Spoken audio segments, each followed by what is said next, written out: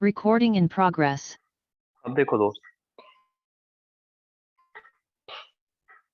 सबसे पहले तो आयनिक इक्विलिब्रियम में आपको बता देते हैं इलेक्ट्रोलाइट क्या होते हैं। अब इनकी जरूरत है, आप मैं सोचूं कि डायरेक्टली सर पीएच पीओएच निकालना बताइए। आयनिक इक्विलिब्रियम चैप्टर में बेसिक्स बता रहे हैं, पहले बता देना इलेक्ट्रोलाइट क्या होते हैं। तो इलेक्ट्रोलाइट जो होते हैं पहले उनके बारे में देख लो। इलेक्ट्रोलाइट का मतलब होता है कि स्पीशीजेस जो वाटर में डिसॉल्व करने पे अपने आयंस में स्प्लिट कर जाते हैं, यही तो होता है इलेक्ट्रोलाइट। तो मतलब हम लोग बोलते हैं स्पीशीज जो splits into their constituent ions, अपने कॉन्स्टिट्यूएंट आयंस में अगर स्प्लिट हो जाएंगे तो हम लोग उनको बोलते हैं इलेक्ट्रोलाइट। अब भैया ये इलेक्ट्रोलाइट भी दो तरीके के होते हैं, एक होता है स्ट्रॉन्ग इलेक्ट्रोलाइट, एक होता है वीक इलेक्ट्रोलाइट। अच्छा, ये जो स्प्लिट करते हैं अपने कॉन्स्टिट्यूएंट आयंस में, इनको इलेक्ट्रोलाइट बोलते हैं। अब कौन कौन से, जैसे कि सारे के सारे मॉल्टन सॉल्ट ले लो, जितने भी मॉल्टन सॉल्ट होते हैं वो स्प्लिट कर जाते हैं ना अपने आयंस में। अब सारे के सारे स्ट्रॉन्ग एसिड, सारे के सारे strong bases, weak acid, weak bases, वो सब के सब इलेक्ट्रोलाइट होते हैं। अब उन्हीं में होते हैं स्ट्रॉन्ग इलेक्ट्रोलाइट और उन्हीं में होते हैं वीक इलेक्ट्रोलाइट। अब देखिए दोस्त, हमें यही दोनों पढ़ने हैं अभी फिलहाल। वेरी वीक इलेक्ट्रोलाइट भी होते हैं जिनको बोलते हैं स्पारेंगली सॉल्युबल सॉल्ट, वो सॉल्युबिलिटी प्रोडक्ट में पढ़ेंगे, तो अभी बता देंगे उनके बारे में भी। तो स्ट्रॉन्ग इलेक्ट्रोलाइट और वीक इलेक्ट्रोलाइट ये दो होते हैं। लिखते रहना भैया, अब नहीं तो फिर बाद में कॉपी करना पड़ेगा। तो स्ट्रॉन्ग इलेक्ट्रोलाइट क्या होते हैं दोस्त, वो देखिए। ऐसे स्पीशीजेस जो आयनाइजेस ऑलमोस्ट 100%, या जिसमें जो आयनाइज्ड पार्ट का कंसंट्रेशन होता है वो बहुत ज्यादा होता है as compare to unionized part, उन्हें बोलते हैं स्ट्रॉन्ग इलेक्ट्रोलाइट। मतलब इसमें क्या बोलते हैं कि ionised part largely dominates over un-ionised part. Strong electrolyte के केस में बता रहे हैं हम कि आयनाइज्ड पार्ट यदि आयनाइजेस ऑलमोस्ट 100%, ऐसे कह सकते हो। ए भैया, किसी की तरफ से नॉइज ज्यादा आ रही है दोस्त। आयनाइजेस ऑलमोस्ट 100%, या आप इसमें ऐसे भी कह सकते हो कि जो परसेंटेज ऑफ आयनाइज्ड पार्ट होता है, दूसरे तरीके बोल सकते हैं इसको, जो परसेंटेज ऑफ आयनाइज्ड पार्ट होता है दैट लार्जली डोमिनेट्स, ज्यादा largely dominates over un-ionised part. तो बात वही हुई कि भाई आप परसेंटेज ऑफ आयनाइज्ड पार्ट को लार्जली डोमिनेट करवा सकते हो ओवर अनआयनाइज्ड पार्ट। तो ये भी चीज वही हुआ, कुछ ऐसा अलग सा नहीं है ये। अब देखिए दोस्त, वीक इलेक्ट्रो, अब इसमें कौन कौन से एग्जांपल होते हैं स्ट्रॉन्ग इलेक्ट्रोलाइट में, आपको पता होगा इसके एग्जांपल। NaCl हो गया, सपोज करो HCl हो गया, ऑल स्ट्रॉन्ग एसिड्स हो गए। तो स्ट्रॉन्ग एसिड्स इसमें आपको पता है सारे के सारे सारे स्ट्रॉन्ग बेसिस हो गए, ये भी सारे के सारे आप जानते हो कि पूरे के तरीके 100% आयनाइज होते हैं। Alkali metal, alkaline earth metal के सॉल्ट होकर वो भी पूरी तरीके आयनाइज करते हैं। वीक इलेक्ट्रोलाइट में क्या होता है दोस्त कि दे आयनाइजेस लेस। मतलब इसमें क्या होता है कि भाई ये कम आयनाइज करते हैं, अब बहुत कम नहीं करते, कम करते हैं। आयनाइजेस लेस मतलब कम होता है। या इसमें आप ये भी बोल सकते हो कि जो परसेंटेज ऑफ आयनाइज्ड पार्ट है, आयनाइज्ड, वो अनआयनाइज्ड पार्ट रादर हम कहते हैं इसको, वो लार्जली डोमिनेट्स। तो परसेंटेज ऑफ अनआयनाइज्ड पार्ट ये डोमिनेट करेगा। अभी रुको दोस्त, अब इसमें ज्यादा नहीं लिखवाएंगे। जैसे सारे के सारे वीक एसिड्स होते हैं, आप लोग जानते हो, सारे के सारे वीक बेसिस होते हैं, ये भी आप लोग जानते हो। अरे कॉपी कर रहे हो इसको भैया, कि हम इसको है दोस्त? Yes sir, yes sir, yes sir, बहुत यस अच्छे सर। दोस्त। अब इसी में आते हैं very weak electrolyte. Very weak electrolyte का मतलब होता है फीबली आयनाइज्ड। जैसे बहुत कम कोई चीज आयनाइज करते हैं हम लोग, वेरी वेरी लेस आयनाइज जब होता है, तो वेरी वेरी लेस को इंग्लिश में फीबली बोलते हैं, फीबली आयनाइज। या वेरी मतलब बहुत कम आयनाइज, तो उन्हें बोलते हैं स्पारेंगली सॉल्युबल सॉल्ट। वो आपको इसी में सॉल्युबिलिटी प्रोडक्ट वाले चैप्टर में पढ़ाएंगे आयनिक इक्विलिब्रियम में, अभी उसको मत लिखो।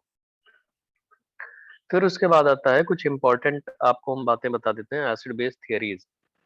मतलब देखो हम लोग ऑल्दो इस चैप्टर में आर्हेनियस एसिड बेस थ्योरी पढ़ते हैं, लेकिन कुछ क्वेश्चन हम आपको लुईस एसिड बेस थ्योरी पे भी देंगे।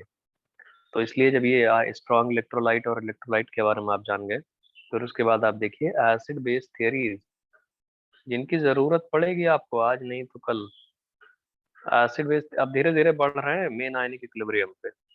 एसिड बेस थ्योरीज, उनमें पहली वाली थ्योरी होती है Lewis acid base theory. Lewis ने अपना एसिड बेस थ्योरी बताई थी।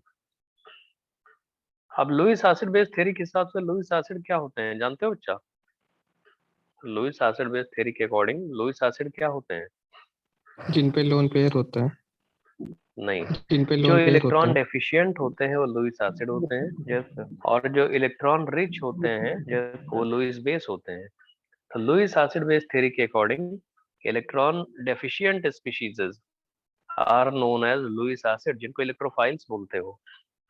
और electron rich species, free pair of electron containing species are known as Lewis base. अब इलेक्ट्रॉन डेफिशिएंसी में भी बिकॉज ऑफ कई रीजंस लुईस एसिड जो कहलाते हैं वो इलेक्ट्रॉन डेफिशिएंसी की वजह से होते हैं।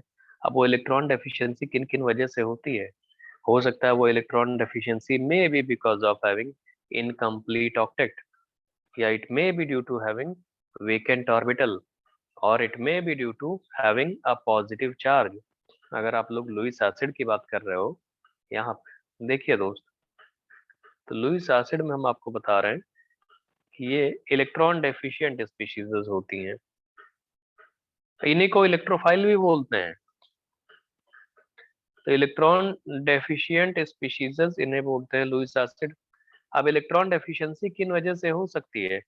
It may be due to having आपका ये सॉरी इनकम्प्लीट ऑक्टेट।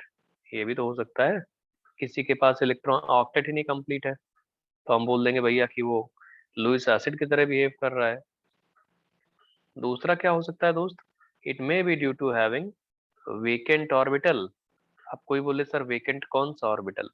तो वेकेंट ऑर्बिटल कोई भी हो सकता है, वेकेंट पी भी हो सकता है, वेकेंट डी भी हो सकता है, कोई भी कर सकते हैं हम लोग। और थर्ड हो सकता है it may be due to having positive charge. अब कोई बोले तीनों एक साथ सेटिस्फाई करेंगे? नहीं, हो सकता है किसी मॉलिक्यूल में सिर्फ पॉजिटिव चार्ज प्रेजेंस की वजह से इसमें इलेक्ट्रोफिलिसिटी आ रही हो या लुईस एसिड कैरेक्टर आ रहा हो, और हो सकता है किसी में सिर्फ वेकेंट डी ऑर्बिटल होने की वजह से होना चाहिए, मतलब वेकेंट पी वेकेंट डी ऐसे करके, और किसी में इनकम्प्लीट ऑक्टेट होना चाहिए। एग्जांपल्स देखो थोड़ा और क्लियर हो जाएगा। जैसे हम आपसे पूछते हैं कि भैया एक बात बताओ, BH3 लुईस एसिड होता है तो बोलोगे इसमें इनकम्प्लीट ऑक्टेट है इसलिए ये होगा ऐसा। फिर आपसे पूछेंगे हम BF3 बोरॉन के जो हैलाइड होते हैं, ये भी इनकम्प्लीट ऑक्टेट है, इसमें 6 इलेक्ट्रॉन है बोरॉन के पास। आप इसके बाद आओगे बेरिलियम सेकेंड पीरियड का एलिमेंट है तो BeCl2, आप इसमें देखोगे गैसियस स्टेट में तो ये भी इनकम्प्लीट ऑक्टेट है। तो इनकम्प्लीट ऑक्टेट की वजह से इन सबको बोल रहे हैं ना।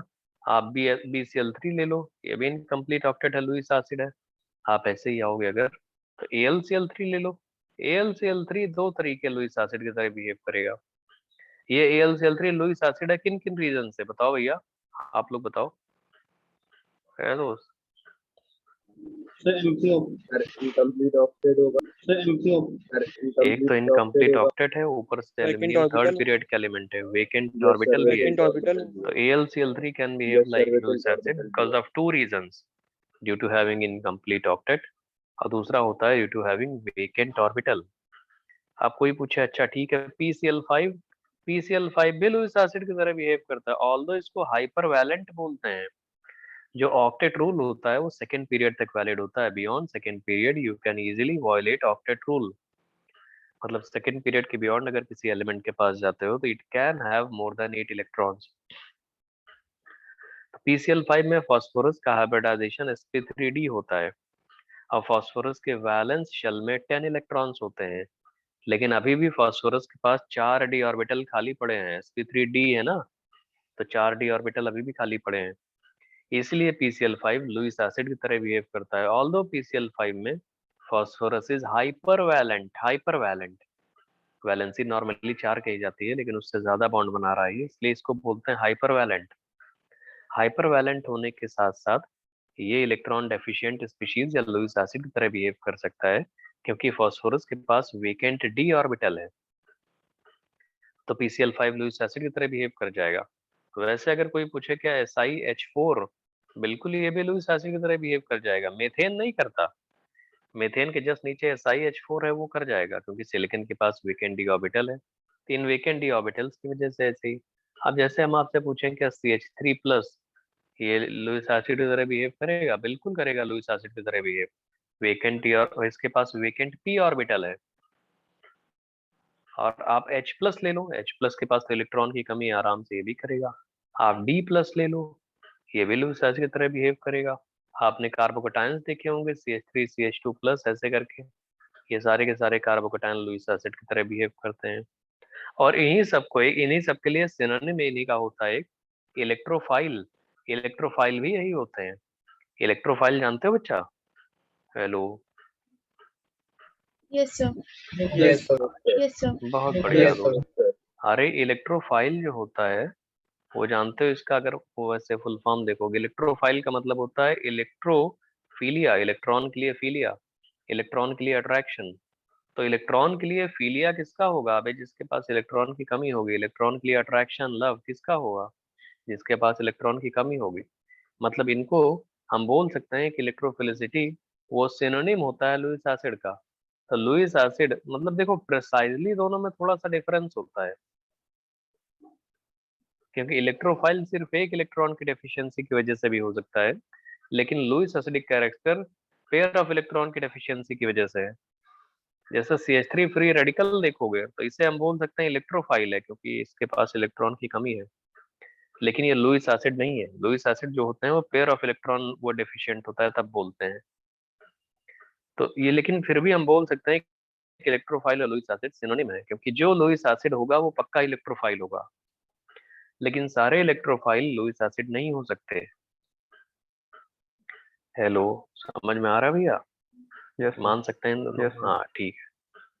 तो ये हो गया हमारा Lewis acid character, Lewis acid. अब ऑक्टेट रूल और ये सब चीजें आपको पता है। नेक्स्ट वाला बता रहे हैं Lewis base. Acid base theory अभी पढ़ा रहे हैं हम, लुईस एसिड बेस थ्योरी में बता रहे हैं कि लुईस एसिड आपको पता लग गया। अब देखिए लुईस बेस भी होते हैं, किसी को कॉपी करना हो तो बता देना भैया। वैसे काफी स्लो लिख रहे हैं लुईस बेस।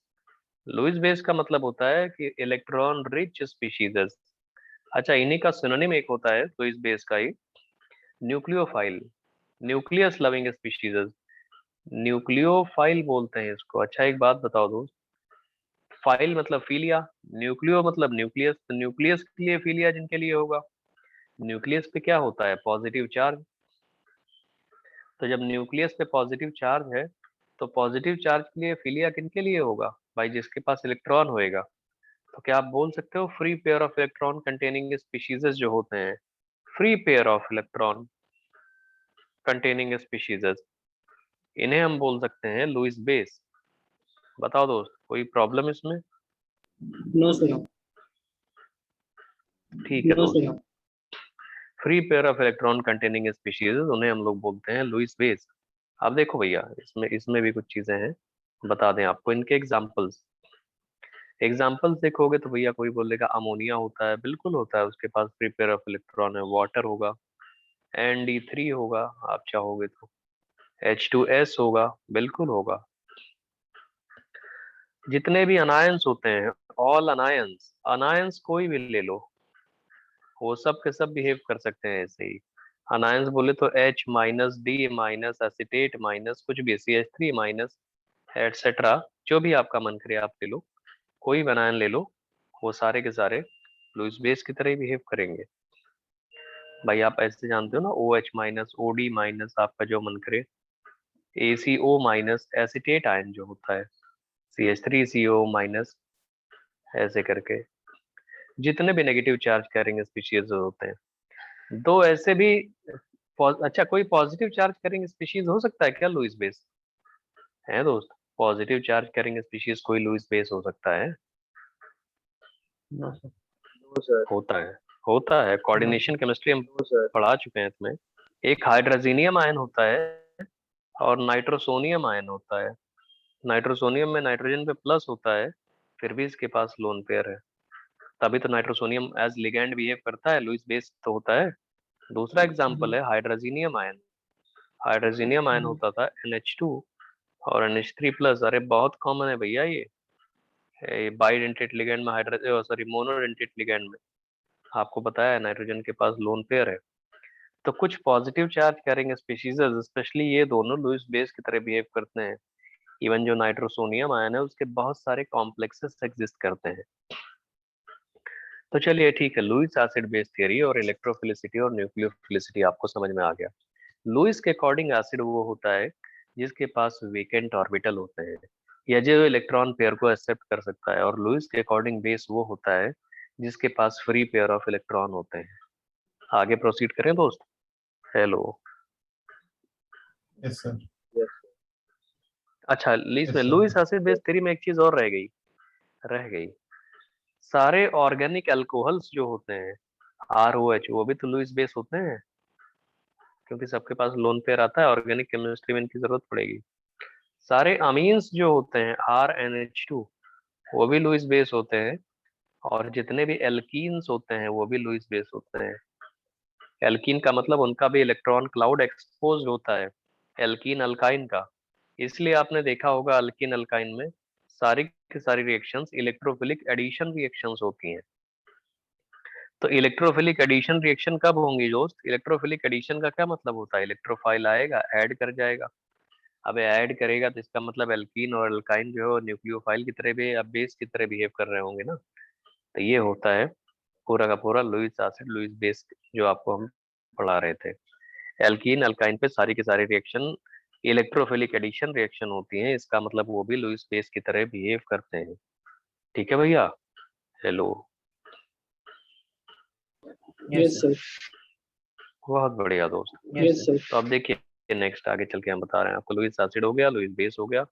अब नेक्स्ट देखिए उसके आगे कुछ देखो बेसिक चीजें हैं, हम इसको नहीं भी पढ़ाते तब भी चलता। अगला होता है Bronsted acid base theory.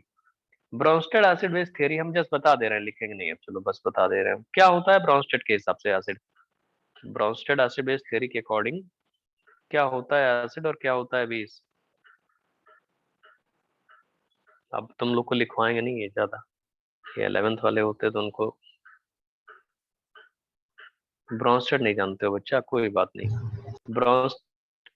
Bronsted acid, Bronsted ने ये बोला था कि हमारे हिसाब से एसिड वो होता है जो H+ या प्रोटॉन रिलीज करता है, और ब्रोंस्टेड के अकॉर्डिंग बेस वो होते हैं जो प्रोटॉन को एक्सेप्ट करते हैं। इन्होंने H+ रिलीज करना और H+ से कंबाइन करने को ब्रोंस्टेड एसिड और ब्रोंस्टेड बेस बोला रेस्पेक्टिवली।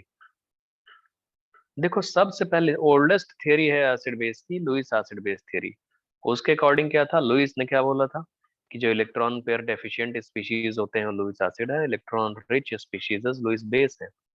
ब्रोंस्टेड ने क्या बोला, H+ एक्सेप्टर को हम लोग बोल देंगे, कोई भी ऐसी स्पीशीज जो H+ को एक्सेप्ट करेगी वो बेस है, और H+ जो फर्निश करेगी वो एसिड है।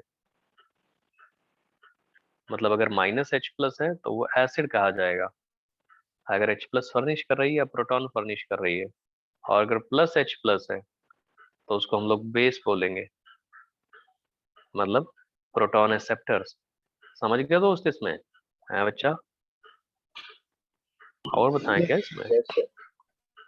अच्छा कुछ ऐसे भी स्पीशीज होते हैं जो ब्रोंस्टेड एसिड ब्रोंस्टेड बेस की तरह दोनों के तरीके बिहेव कर सकते हैं। जैसे HCO3- होता है, तो HCO3- एसिड अपना H+ दे भी सकता है, H+ रिलीज भी कर सकता है। इसको इसलिए हम लोग बोलते हैं कि ये ब्रोंस्टेड एसिड भी है और ब्रोंस्टेड बेस भी है। ब्रोंस्टेड एसिड प्लस बेस दोनों के तरीके बिहेव कर सकता है HCO3-। तो ब्रोंस्टेड के अकॉर्डिंग जो H+ रिलीज करते हैं ब्रोंस्टेड एसिड, जो H+ से कंबाइन करते हैं, प्रोटॉन से कंबाइन करते हैं, वो ब्रोंस्टेड बेस। अब सबसे इंपॉर्टेंट थ्योरी आ रही है जिसके हमें पढ़ना है, आर्हेनियस एसिड बेस थ्योरी। पूरी ionic equilibrium Arrhenius acid base theory पे ही मिलेगी आपको। तो Arrhenius acid base theory, Arrhenius एकदम ब्रोंस्टेड जैसा ही है। अब देखो दोस्त, अब हम थ्योरीज का लिंक आपको बता रहे हैं। एक्चुअली में सबसे पहले लुईस एसिड बेस थ्योरी बताई गई थी, और लुईस एसिड बेस थ्योरी बताई गई जब तो उसके बाद फिर आए ब्रॉन्स्टेड, ब्रॉन्स्टेड ने अपनी एसिड बेस थ्योरी बताई, और फिर आए आर्रेनियस। आर्रेनियस ने बोला कि ऐसा स्पीशीज जो H+ फर्निश करता है सॉल्यूशन में, वो होता है एसिड। तो ब्रॉन्स्टेड बोले भैया हम में क्या कमी है, हम भी तो बोल रहे थे भाई। ब्रॉन्स्टेड ने भी यही बोला था, बस उन्होंने H+ वर्ड न यूज करके उन्होंने बोला था जो प्रोटॉन रिलीज करता है। तो जो प्रोटॉन रिलीज करता है, प्रोटॉन एक्चुअली में H+ ही तो होता है। हाइड्रोजन के पास एक इलेक्ट्रॉन एक प्रोटॉन होते हैं, आप हाइड्रोजन का इलेक्ट्रॉन रिमूव कर दो तो सिर्फ उसके पास प्रोटॉन बचेगा। तो ब्रॉन्स्टेड ने जो एसिड बोला था और आर्रेनियस ने जो एसिड बोला था, वो एक तरह से सेम है। तो लेकिन आर्रेनियस का वर्ड ये था कि आर्रेनियस के अकॉर्डिंग एसिड वो होते हैं जो पानी में डिजोल्व होके H+ बनाते हैं, H+ आयन फर्निश करते हैं, उन्हें बोलते हैं हम लोग Lewis acid, sorry Lewis acid, ये आर्रेनियस एसिड क्या बोल रहे हैं, आर्रेनियस एसिड। और वही ब्रॉन्स्टेड ने भी बोला था, लेकिन उन्होंने प्रोटॉन करके बोल दिया था। और आर्रेनियस के अकॉर्डिंग बेस वो होते हैं जो वाटर में डिजोल्व करने पे OH- फर्निश करते हैं, यही इन दोनों में डिफरेंस आ गया था। ब्रॉन्स्टेड के अकॉर्डिंग जो प्रोटॉन को एक्सेप्ट करते हैं वो बेस हैं, और आर्रेनियस के अकॉर्डिंग जो सॉल्यूशन में OH- फर्निश करते हैं वो बेस है। ये थ्योरीज में डिफरेंस होता है। ऊपर की तीनों थ्योरीज हमने आपको बता दी हैं कि भैया वो क्या होता है। इसे बोलेंगे कि Ha तुम्हारा एसिड है जो H+ रिलीज कर रहा है सॉल्यूशन में, और BOH में बोलेंगे कि ये बेस है जो OH- फर्निश कर रहा है या रिलीज कर रहा है सॉल्यूशन में। पूरे आयनिक इक्विलिब्रियम में हम लोग आर्रेनियस एसिड बेस पढ़ने जा रहे हैं कि जो H+ रिलीज करेगा एसिड और जो OH- रिलीज करेगा वो बेस। ठीक है भैया, आगे बताएं। है दोस्त, लिख Yes, लिए sir. इसको? हाँ तो इसको लिखते रहना Yes, दोस्त, sir. बहुत बेसिक चल रहा है, सारी थियरीज नहीं लिखवा सकते ना तुम्हें हमेशा। अब चलो देखो दोस्त, अब Lewis acid Lewis base theory आपने केमिकल बॉन्डिंग में देखा हुआ है, अब उतना डिटेल में आपको नहीं बताएंगे। अब आते हैं हम लोग मेन आयनिक इक्विलिब्रियम पे। तो हम आपको बता देते हैं इन ionic equilibrium chapter we are going to deal with Arrhenius acids and bases only. मतलब ठीक है, question solving point of view से एक आध हम आपको दे सकते हैं ब्रॉन्स्टेड एसिड बेस वाले, लेकिन इन ionic equilibrium chapter we are going to deal with Arrhenius acid base only. ठीक है, अब आयनिक इक्विलिब्रियम एक्चुअली तो अब शुरू हुआ मेन, अभी तक तो बस एसिड बेस थ्योरीज पढ़ा रहे थे आपको। आयनिक इक्विलिब्रियम अब शुरू होगा मेन। इसमें हम शुरू करने के पहले सॉल्वेंट, यूनिवर्सल सॉल्वेंट वाटर की बात करेंगे। पूरे चैप्टर में हमेशा हमेशा आपको सॉल्वेंट वाटर कहा जाएगा कि सॉल्वेंट वाटर है, बाकी कभी कोई नहीं लेंगे। अब अच्छा एक बात बताओ, और टेम्परेचर जब तक कहा ना जाए पूरे सॉल्यूशन में, तब तक आपको 25 डिग्री सेंटीग्रेड लेना पड़ेगा, ये मानना पड़ेगा आपको हमेशा इस आयनिक इक्विलिब्रियम में सॉल्व करने के लिए। अब हम आपसे पूछेंगे इसमें कि हमको भैया मोलारिटी ऑफ प्योर वाटर बता दो कितनी होती है। जस्ट एक बात बताओ, चैप्टर शुरू कर रहे हैं भैया। 55.5 55.5 55.5 बहुत प्यारा दोस्त, 55.5. मोलारिटी ऑफ वाटर जो बता रहे हो सब लोग 55.55 बता रहे हैं आप लोग मोलर। ये 1 लीटर पानी, 1 लीटर की मोलारिटी होती है या 2 लीटर की होती है या 10 लीटर की होती है? सेम रहती Sir, same सेम रहती रहती है. है। सेम रहती सेम Sir, रहती है same दोस्त, रहती है. बहुत अच्छा दोस्त, इंटेंसिव प्रॉपर्टी होती है। तो अगर हम लोग 1 लीटर वाटर ले लेते हैं, सपोज करो, ये इम्प्लाई कर रहा है कि अगर आपके पास 1 लीटर वाटर है तो इसमें वाटर के 55.55 मोल हो जाएंगे। ये कहने का है मतलब इतने मोल वाटर है हमारे पास। अब हमेशा हम सॉल्वेंट इसी को रखेंगे ना, इसलिए बता रहे हैं। अब देखिए एक और फैक्ट होता है इसमें, आयनिक इक्विलिब्रियम का फैक्ट ये होता है। अच्छा, मोलारिटी ऑफ प्योर वाटर आपको पहले करा चुके हैं, इसलिए अब बार बार नहीं कराएंगे। डिसोसिएशन ऑफ वाटर आपको हम पहले बताने जा रहे हैं। देखिए एक स्टेटमेंट मतलब या एक एक्सप्लेनेशन है कि dissociation of water eight 25 degree centigrade. देखो दोस्त, 25 डिग्री सेंटीग्रेड पे डिसोसिएशन ऑफ वाटर करने जा रहे हैं, ये आपको याद होना चाहिए। इसके कोई मैथमेटिकली हम नहीं बता सकते इक्वेशन, आपको ये पता होना चाहिए कि वाटर जब 25 डिग्री सेंटीग्रेड पे लिया जाता है तो भैया वो H+ और OH- जो रिलीज करता है उनकी वैल्यूज क्या क्या होती हैं। तो जब 25 डिग्री सेंटीग्रेड पे वाटर को लेते हैं, ऊपर वाला कॉपी कर लियो भैया, ठीक है? 25 yes, डिग्री sir. सेंटीग्रेड पे लेते हैं Yes, जब, बहुत yes. अच्छे है दोस्त। तो सपोज करो आपने 1 लीटर वाटर ले लिया। सपोज करो किसी ने बोला हमारे पास 1 लीटर वाटर है। शुरुआत में कुछ नहीं था इनके पास। 1 लीटर वाटर का मतलब है 55.55 मोल वाटर है। तो 55.55 है। तो एक्चुअली में इक्विलिब्रियम पे जब भी हम लोग देखते हैं तो ये वाटर जो होता है ये आयनाइज करके 10⁻⁷ H प्लस बनाता है, 10⁻⁷ H प्लस बनाता है। तो 55.55 में से 10⁻⁷ निकल जाएगा, तो हम एक तरह से बोलेंगे भैया कुछ नहीं निकला, क्योंकि 55.55 बहुत बड़ी वैल्यू है। उसमें से -10⁻⁷ निकाल भी दोगे तो कोई फर्क नहीं पड़ेगा। तो क्या आपको ये समझ में आ रहा है भैया कि ये आपको पता भी होगा कि 25, ये सिर्फ 25 डिग्री सेंटीग्रेड पे हम बार बार बोल रहे हैं। अभी हम पीएच स्केल बनवाएंगे, पीएच स्केल 25 डिग्री सेंटीग्रेड पे बनवाएंगे, और पीएच स्केल 25 से ऊपर टेम्परेचर पे बनाएंगे, और पीएच स्केल 25 से नीचे बनाएंगे। अब मेरे दोस्त एक बात बताओ, ये डिसोसिएशन ऑफ वाटर एंडोथर्मिक है या एक्सोथर्मिक होता है? वाटर का डिसोसिएशन एंडोथर्मिक होता है या एक्सोथर्मिक होता है, बताओ भैया? एंडोथर्मिक। एंडोथर्मिक, बहुत बढ़िया दोस्त। एंडोथर्मिक। एंडोथर्मिक मतलब टेम्परेचर बढ़ाओगे तो वाटर का डिसोसिएशन इंक्रीज होगा टेम्परेचर बढ़ाने पे। इसका मतलब अगर टेम्परेचर इंक्रीज करोगे तो ये जो H प्लस और OH माइनस की वैल्यूज हैं ये 10⁻⁷ से ज्यादा हो जाएंगी। कितनी 10⁻⁷ से ज्यादा? 10⁻⁸ ऐसे हो जाएंगी। तो 6 में हाँ तो ऐसे बताओ ना, 10⁻⁷ से ज्यादा का मतलब होता है 10⁻⁶ -5 ऐसे हो जाएगी। तो अभी ज्यादा टेम्परेचर बढ़ाएंगे तो पूरी पीएच स्केल चेंज हो जाएगी, और पीएच स्केल अभी चेंज करके दिखाते हैं। पहले तो इतना आपको पता होना चाहिए कि 25 डिग्री सेंटीग्रेड पे वाटर का डिसोसिएशन ऐसे होता है, irrespective of amount of water taken. H plus और OH माइनस की वैल्यू यही रहेगी 10⁻⁷ और 10⁻⁷। कितना भी अमाउंट ले लो वाटर का, यही रहेगा। अब हम आपसे दो चीजें निकलवाना चाहते हैं। एक तो निकलवाना चाहते हैं हम डिसोसिएशन कांस्टेंट ऑफ वाटर। कितना होता है वाटर का डिसोसिएशन कांस्टेंट? कितना होता है मेरे दोस्त?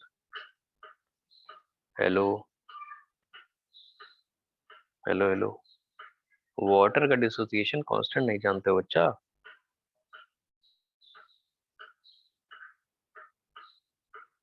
अबे तुम लोग बताते नहीं हो बे। कोई बात नहीं। अरे अच्छा, KW जानते हो वाटर का? KW क्या होता है? आवाज नहीं आ रही क्या भैया? अरे आधा अधूरा भी नहीं सुनाई दे रहा क्या? 10 की पावर -14, 10 की पावर KW को बोलते हैं, बहुत बढ़िया दोस्त, ionic product of water. Ionic product का मतलब ये है कि जब वो डिसोशिएट कर रहा है तो जो आयंस बन रहे हैं उनके आयंस का प्रोडक्ट। तो H प्लस सिर्फ आयंस का बोला है उसने, आयनिक प्रोडक्ट का मतलब इनटू OH माइनस, और एट 25 डिग्री सेंटीग्रेड इसकी वैल्यू 10⁻⁻14 होगी, क्योंकि 10⁻⁷ 10⁻⁷ मल्टीप्लाई कर जाएंगे। लेकिन दोस्त अगर हम आपसे पूछते हैं डिसोसिएशन कांस्टेंट इसका बताओ Ka, तो Ka की वैल्यू लिखते टाइम क्या आप लिखोगे? H plus into OH minus upon क्या लिखोगे? कंसंट्रेशन ऑफ वाटर भी तो लिखना पड़ेगा, बताओ बच्चा। तो H plus into OH minus, H plus आएगा 10⁻⁷, OH माइनस भी आएगा 10⁻⁷, और वाटर कितना आएगा? 55.55। 55.55 का मतलब 1000/18। तो क्या इसकी वैल्यू यहाँ से हम लोग अगर कंपेयर करेंगे, रादर सॉल्व करेंगे, तो Ka की वैल्यू 1.8 इंटू 10⁻⁻16 आ रही है, बताओ Yes, बच्चा। Yes. तो Yes. वाटर का डिसोसिएशन कांस्टेंट अलग चीज होती है, और वाटर का KW आयनिक प्रोडक्ट अलग अलग होता है। अगर यहीं से Pka निकालोगे, चलो अभी बताते हैं Pka क्या होता है, रुक जाओ। लोग इसी में हम देखे हैं कि बहुत लोग इसी में कंफ्यूज रहते हैं पूरी जिंदगी। आयनिक उनसे बोलो कि वाटर का डिसोसिएशन कांस्टेंट लिखो, वो लिख के आते हैं 10⁻⁻14, हो गया उनका काम। ऐसा थोड़ी होता है दोस्त, वो तो आयनिक प्रोडक्ट है जो आपने डिफाइन किया हुआ है। डिसोसिएशन कांस्टेंट तो सारे रिएक्टेंट और प्रोडक्ट को कंसिडर करके बनाया जाता है ना। 55.55 का मतलब 1000/18 होता है, उससे सॉल्व हो जाता है। लेकिन हम अब अभी हमारा कंसर्न देखो, क्या 25 डिग्री सेंटीग्रेड पे आपको ये समझ में आ रहा है जितनी चीजें लिखी हुई है बच्चा? Yes, sir. Yes, sir. Yes. Yes, sir. बहुत बढ़िया Yes, sir. दोस्त, Yes. बहुत बढ़िया। तो आयनिक प्रोडक्ट ऑफ वाटर आपको समझ में आ गया और ये भी समझ में आ गया। अच्छा, हम अगर आपसे पूछें, अच्छा ऐसे ही फैक्ट बेस है ये, कि जो हैवी वाटर होता है, चलिए आप लोगों ने देखा यहाँ पे एट 25 डिग्री सेंटीग्रेड, फिर थोड़ा सा बता दें, आप पढ़ा ही रहे हैं, आप लोगों को तो बताना जरूरी है ना। एट 25 डिग्री सेंटीग्रेड जो H2O होता है वो आयनाइज करता है H प्लस और OH माइनस में, बिल्कुल करता है। और अगर कोई बोले सर D2O भी तो आयनाइज कर रहा होगा, बिल्कुल कर रहा होगा, D प्लस और OD माइनस में। तो D प्लस और OD माइनस में ये भी आयनाइज कर रहा होगा। अब आपसे कोई पूछे कि हमें इसमें पहले वाले में KW बताओ, दूसरे वाले में KW बताओ, तो पहले में जो KW आता है आयनिक प्रोडक्ट की बात कर रहे हैं, फैक्ट बेस है ये। H प्लस और OH माइनस, इनकी वैल्यूज आप जानते हो 25 डिग्री सेंटीग्रेड पे 10⁻⁻7 होती है, और ये भी 10⁻⁻7 होता है, और इसकी वैल्यू 10⁻⁻14 होती है। और इसमें D2O का जो KW होता है, ये जो होता है वो होता है D plus into OD minus. वैसे कभी इस पे क्वेश्चन आया नहीं है, लेकिन अब हम आपको जस्ट बता दे रहे हैं। और इसकी वैल्यू मल्टीप्लाई करने के बाद आती है 3.33 इंटू 10⁻⁻15। अगर इन दोनों में रिलेशन निकालोगे, तो अगर रिलेशन आप देख पा रहे हो ध्यान से, फैक्ट बेस है ये, तो आप अगर समझ में आ रहा है आपको, तो जो KW वाटर का है, ये एक्चुअली में 3 टाइम्स KW ऑफ D2O है। बताओ दोस्त, आयनिक प्रोडक्ट। हेलो, नहीं समझ में आ रहा है क्या बच्चा? अरे देख के इन दोनों रिलेशंस को अगर आप Yes, sir. अच्छे से एनालाइज कर रहे हो, तो Yes, D2O जो KW का है, और KW का मतलब जो लिखा हुआ है उसका D2O का, उसमें 3 टाइम्स अगर आप कर दोगे तो वाटर वाला आ जाएगा। 10⁻⁻14 है, वाटर 3.33 10⁻⁻15 है। D2O में, और आप जानते हो इससे, अगर D2O और H2O में हम आपसे कंपैरिजन पूछे, तो बॉइलिंग पॉइंट D2O का ज्यादा होता है, वाटर का कम होता है। अरे कुछ जानते हो इसके बारे में, थोड़ा बहुत समझ में आ रहा है? Yes, sir. Heavy Yes, water, sir. ठीक है, Yes. ठीक है, Yes, sir. Yes, sir. बहुत अच्छे दोस्त। कॉपी कर लियो इसको कि अभी आगे बताएं? तो हो गया, Yes, sir. Yes, sir. ठीक Yes, sir. दोस्त, Yes, sir. लिखते रहना। अब आते हैं हम लोग pH स्केल पे। Sir water pH dissociation constant बता दीजिए। सर वाटर डिसोसिएशन किसका? कांस्टेंट बता वाटर का? दीजिए। Yes sir. ये लिखा हुआ है, ये देखो, yes sir. K is equal to 1.8 into 10⁻⁻16। ये पूछ रहे हो कि लिख नहीं पाए थे इसको अभी, है बच्चा? कर लिए वे? यस अच्छा, बहुत बढ़िया। यस आओ नीचे आ जाओ। pH स्केल पे आते हैं। कुछ एक ऑपरेटर आपको बताएगा, जिससे बहुत सारे हमारे केमिस्ट्री में और फिजिक्स में ऑपरेटर्स होते हैं। मतलब लिखा है ऐसे pH, तो ऑपरेटर ये होता है, ये उसमें क्या होता है, minus log of H plus उसको बोलते हैं। तो ये ऑपरेटर कहा जाता है, जो इससे स्मॉल p और उसके ऐसे शोल्डर पे H लिखा होता है ना, स्मॉल p के, वैसे कहीं कहीं लिखा होता है POH। ऐसे p लिखो स्मॉल p, उसके शोल्डर पे OH लगा दो, ऐसे ये हो जाता है minus log of OH minus. तो ये लॉग एक ऑपरेटर होता है, और माइनस लॉग ऑफ समथिंग को एक नए टर्म लिख दिया जाता है POH। कोई बोले सर ऐसे ही किसी के लिए भी लिख सकते हैं, बिल्कुल, आप लिख लो PCl माइनस। तो PCl लिखोगे, इसका मतलब है माइनस लॉग Cl माइनस, जो भी आयन होगा। भाई P आप लिखोगे सल्फेट, तो सल्फेट में SO4 माइनस जो होता है ऐसे सल्फेट पे, तो वो जानते हो सल्फेट कैसे एग्जिस्ट करेगा, SO4 वो SO4 माइनस के फॉर्म में एग्जिस्ट करेगा, तो लिख दो, उसके ऊपर माइनस भी लिख सकते हो, Cl माइनस भी लिख सकते हो, तो ये माइनस लॉग ऑफ सल्फेट ऐसे हो जाएगा। कोई बोले ऐसे ही हम कुछ भी कर सकते हैं, बिल्कुल कर सकते हो, आप pKa कर सकते हो। तो pKa की वैल्यू क्या हो जाएगी, माइनस लॉग के क्या है, इक्विलिब्रियम कांस्टेंट या डिसोसिएशन कांस्टेंट ऑफ एसिड। वैसे पी के भी कर सकते हो, स्मॉल बी सब्सक्रिप्ट जो लिखा है बेस के लिए लिखा है, तो ये है इक्विलिब्रियम कांस्टेंट या डिसोसिएशन कांस्टेंट ऑफ बेस, जो केमिकल इक्विलिब्रियम में आपने देखे होंगे। वैसे किसी के लिए भी ऑपरेटर यूज कर सकते हो, आपने अभी KW देखा था, तो हम उसके लिए PKW भी कर सकते हैं, तो उसकी वैल्यू आ जाएगी माइनस लॉग ऑफ KW। तो ये ऑपरेटर होता है, और पीएच स्केल इसी से हम बनाने जा रहे हैं।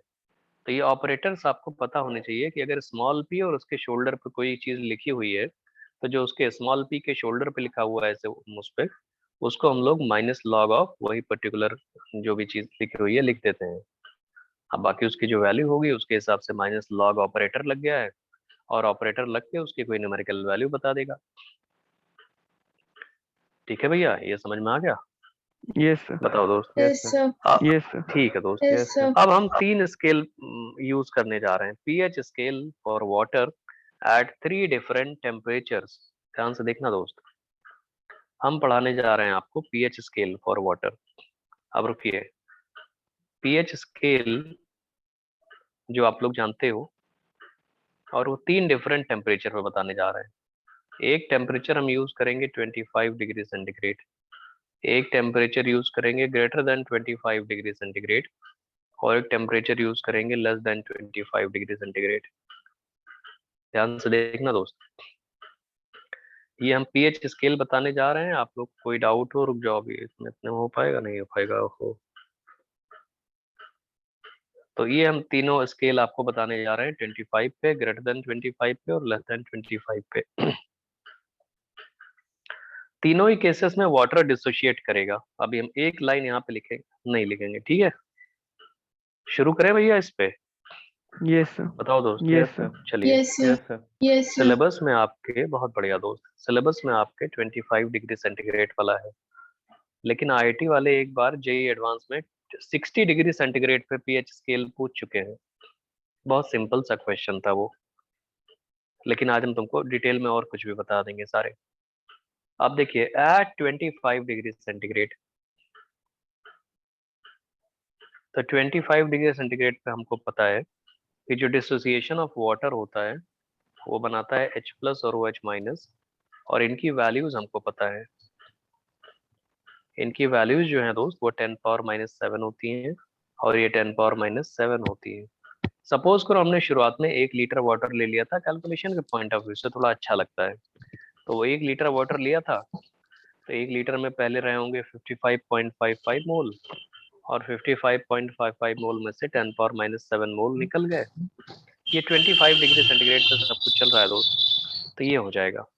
अब आप इस पे आओगे अगर, तो यहाँ पे अगर कोई आपसे पूछे, हम कई चीजें पूछना चाहते हैं, अभी देखिएगा दोस्त, या कंसंट्रेशन इस 1 लीटर वाटर में, हम इसको ऐसे भी तो कर सकते हैं, वाटर का कंसंट्रेशन क्या था, सी, तो ये C-C अल्फा भी कर सकते हैं, इसको C अल्फा कर सकते हैं, इसको C अल्फा कर सकते हैं। नहीं कर पाओगे क्या बच्चा? कर लोगे ना इसको? हो जाएगा। Yes, sir. Yes, Yes, sir. sir. बहुत Yes, बढ़िया, sir. हो जाएगा। बहुत अच्छे दोस्त। अब हम आपसे बोलते हैं कि आयनिक प्रोडक्ट ऑफ वाटर बताओ, तो जब आप लोग आयनिक प्रोडक्ट ऑफ वाटर लिखोगे, रुक जाइए, एट 25 डिग्री सेंटीग्रेड चल रहा है, तो आयनिक प्रोडक्ट ऑफ वाटर लिखते टाइम हम लोग क्या करते हैं, सीधे आयंस को मल्टीप्लाई कर देते हैं। तो आयंस को मल्टीप्लाई करोगे तो H+ इंटू OH-, इसकी वैल्यू जो आ जाएगी 10⁻⁻7, 10⁻⁻7 इज इक्वल टू 10⁻⁻14। तो KW बोलते हैं इसी को हम लोग, KW। ऐसे ही कोई पूछे PKW बताओ, तो P और ऐसे KW, तो इसकी वैल्यू आ जाएगी माइनस लॉग KW, और इसकी वैल्यू जो हो जाएगी वो हो जाएगी 14 माइनस लॉग 10⁻⁻14, और इसकी value minus of -14 is equal to 14। अब आपसे हम पूछते हैं दूसरा वाला कि डिसोसिएशन कांस्टेंट ऑफ वाटर बताओ। अभी हम बहुत कुछ पूछेंगे, अल्फा भी पूछेंगे।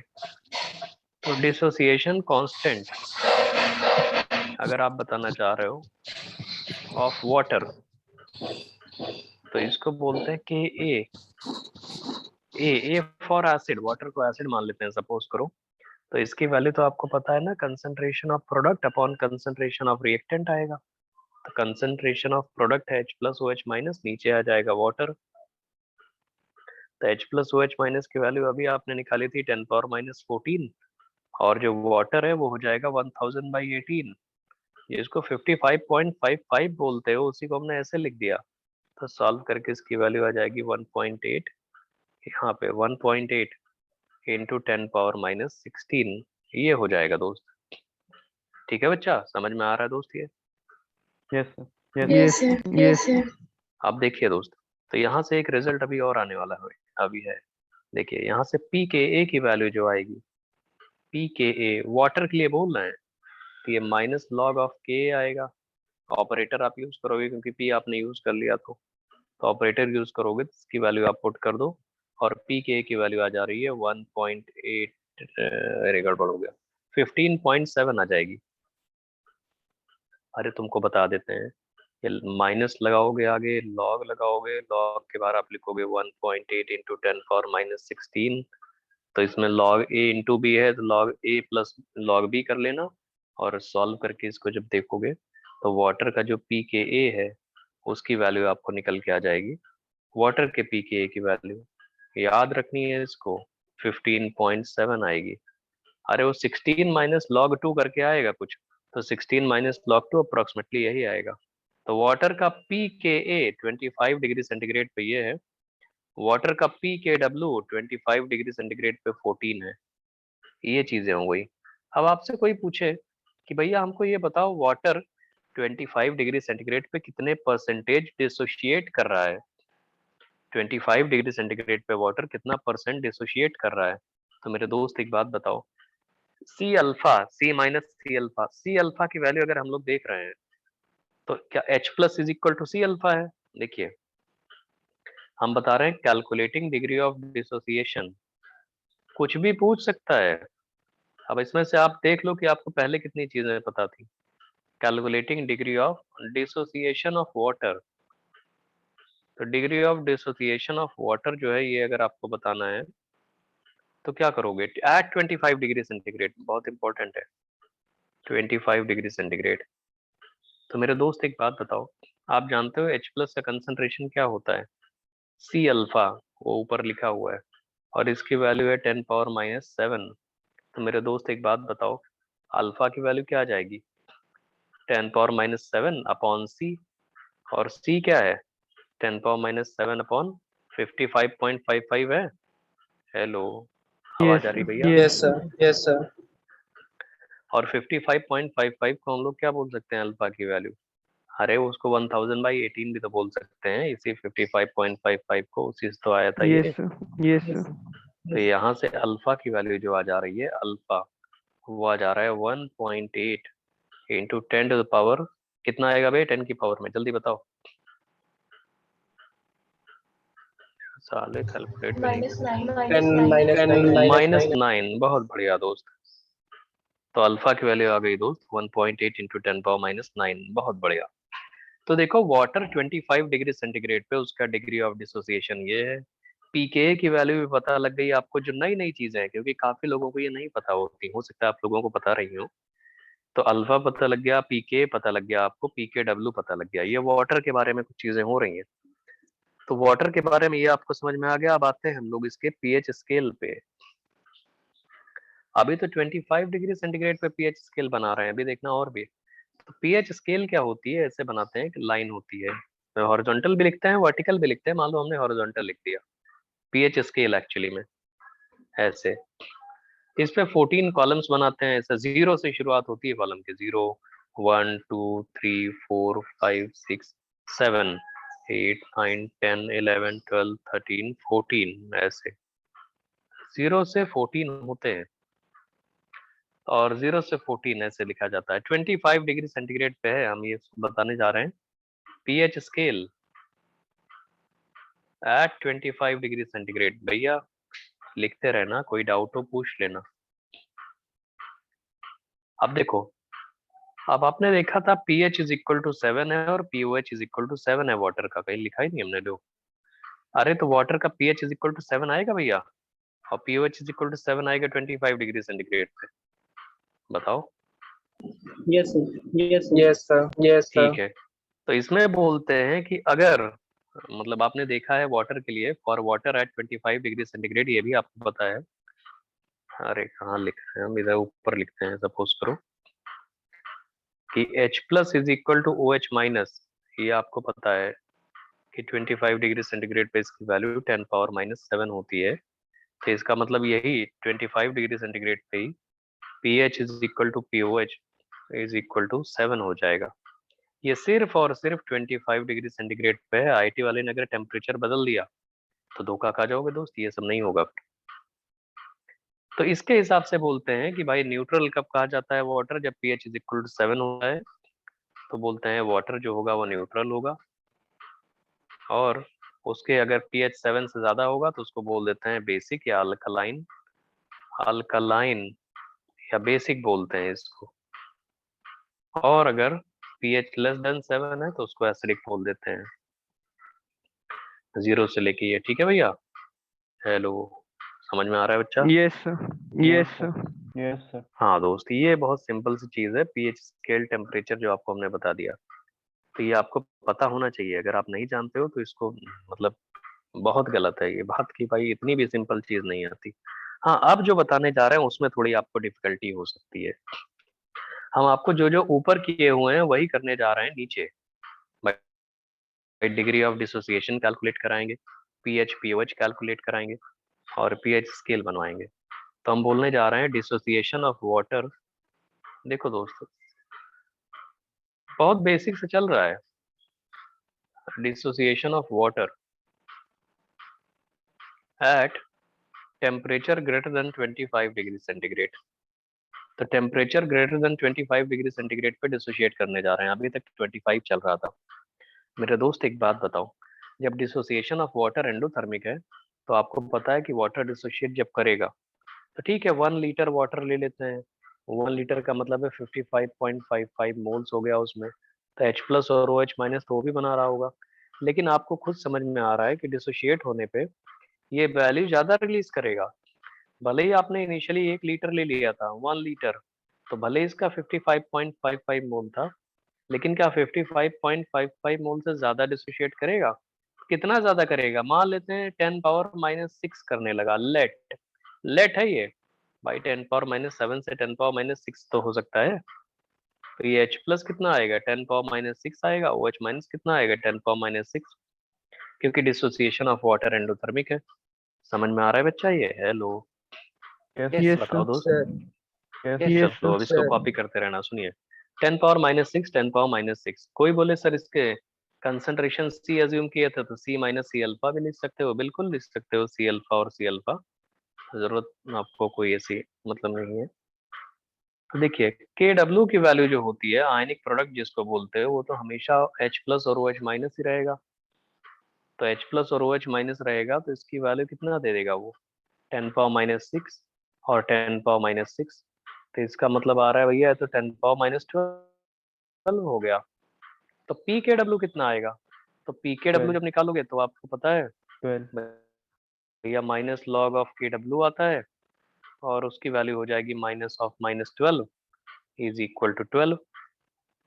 तो इसका मतलब है अब pH स्केल में 14 कॉलम ना होके 12 कॉलम होंगे और pH इज इक्वल टू 6 पे न्यूट्रल आएगा। अभी IIT वाला क्वेश्चन अभी दे रहे हैं, थोड़ी देर पहले, थोड़ी देर में, 1 मिनट रुको। तो ये पॉइंट्स हो गया KW PKW। अब इसे में आता है हमारा KA, डिसोसिएशन कांस्टेंट KA। और ये टेम्परेचर स्पेसिफिक तो होता है, ये डिसोसिएशन कांस्टेंट, इक्विलिब्रियम कांस्टेंट। उसकी वैल्यू थ्योरेटिकली तो यही लिखोगे, H plus into OH minus upon water का कंसंट्रेशन।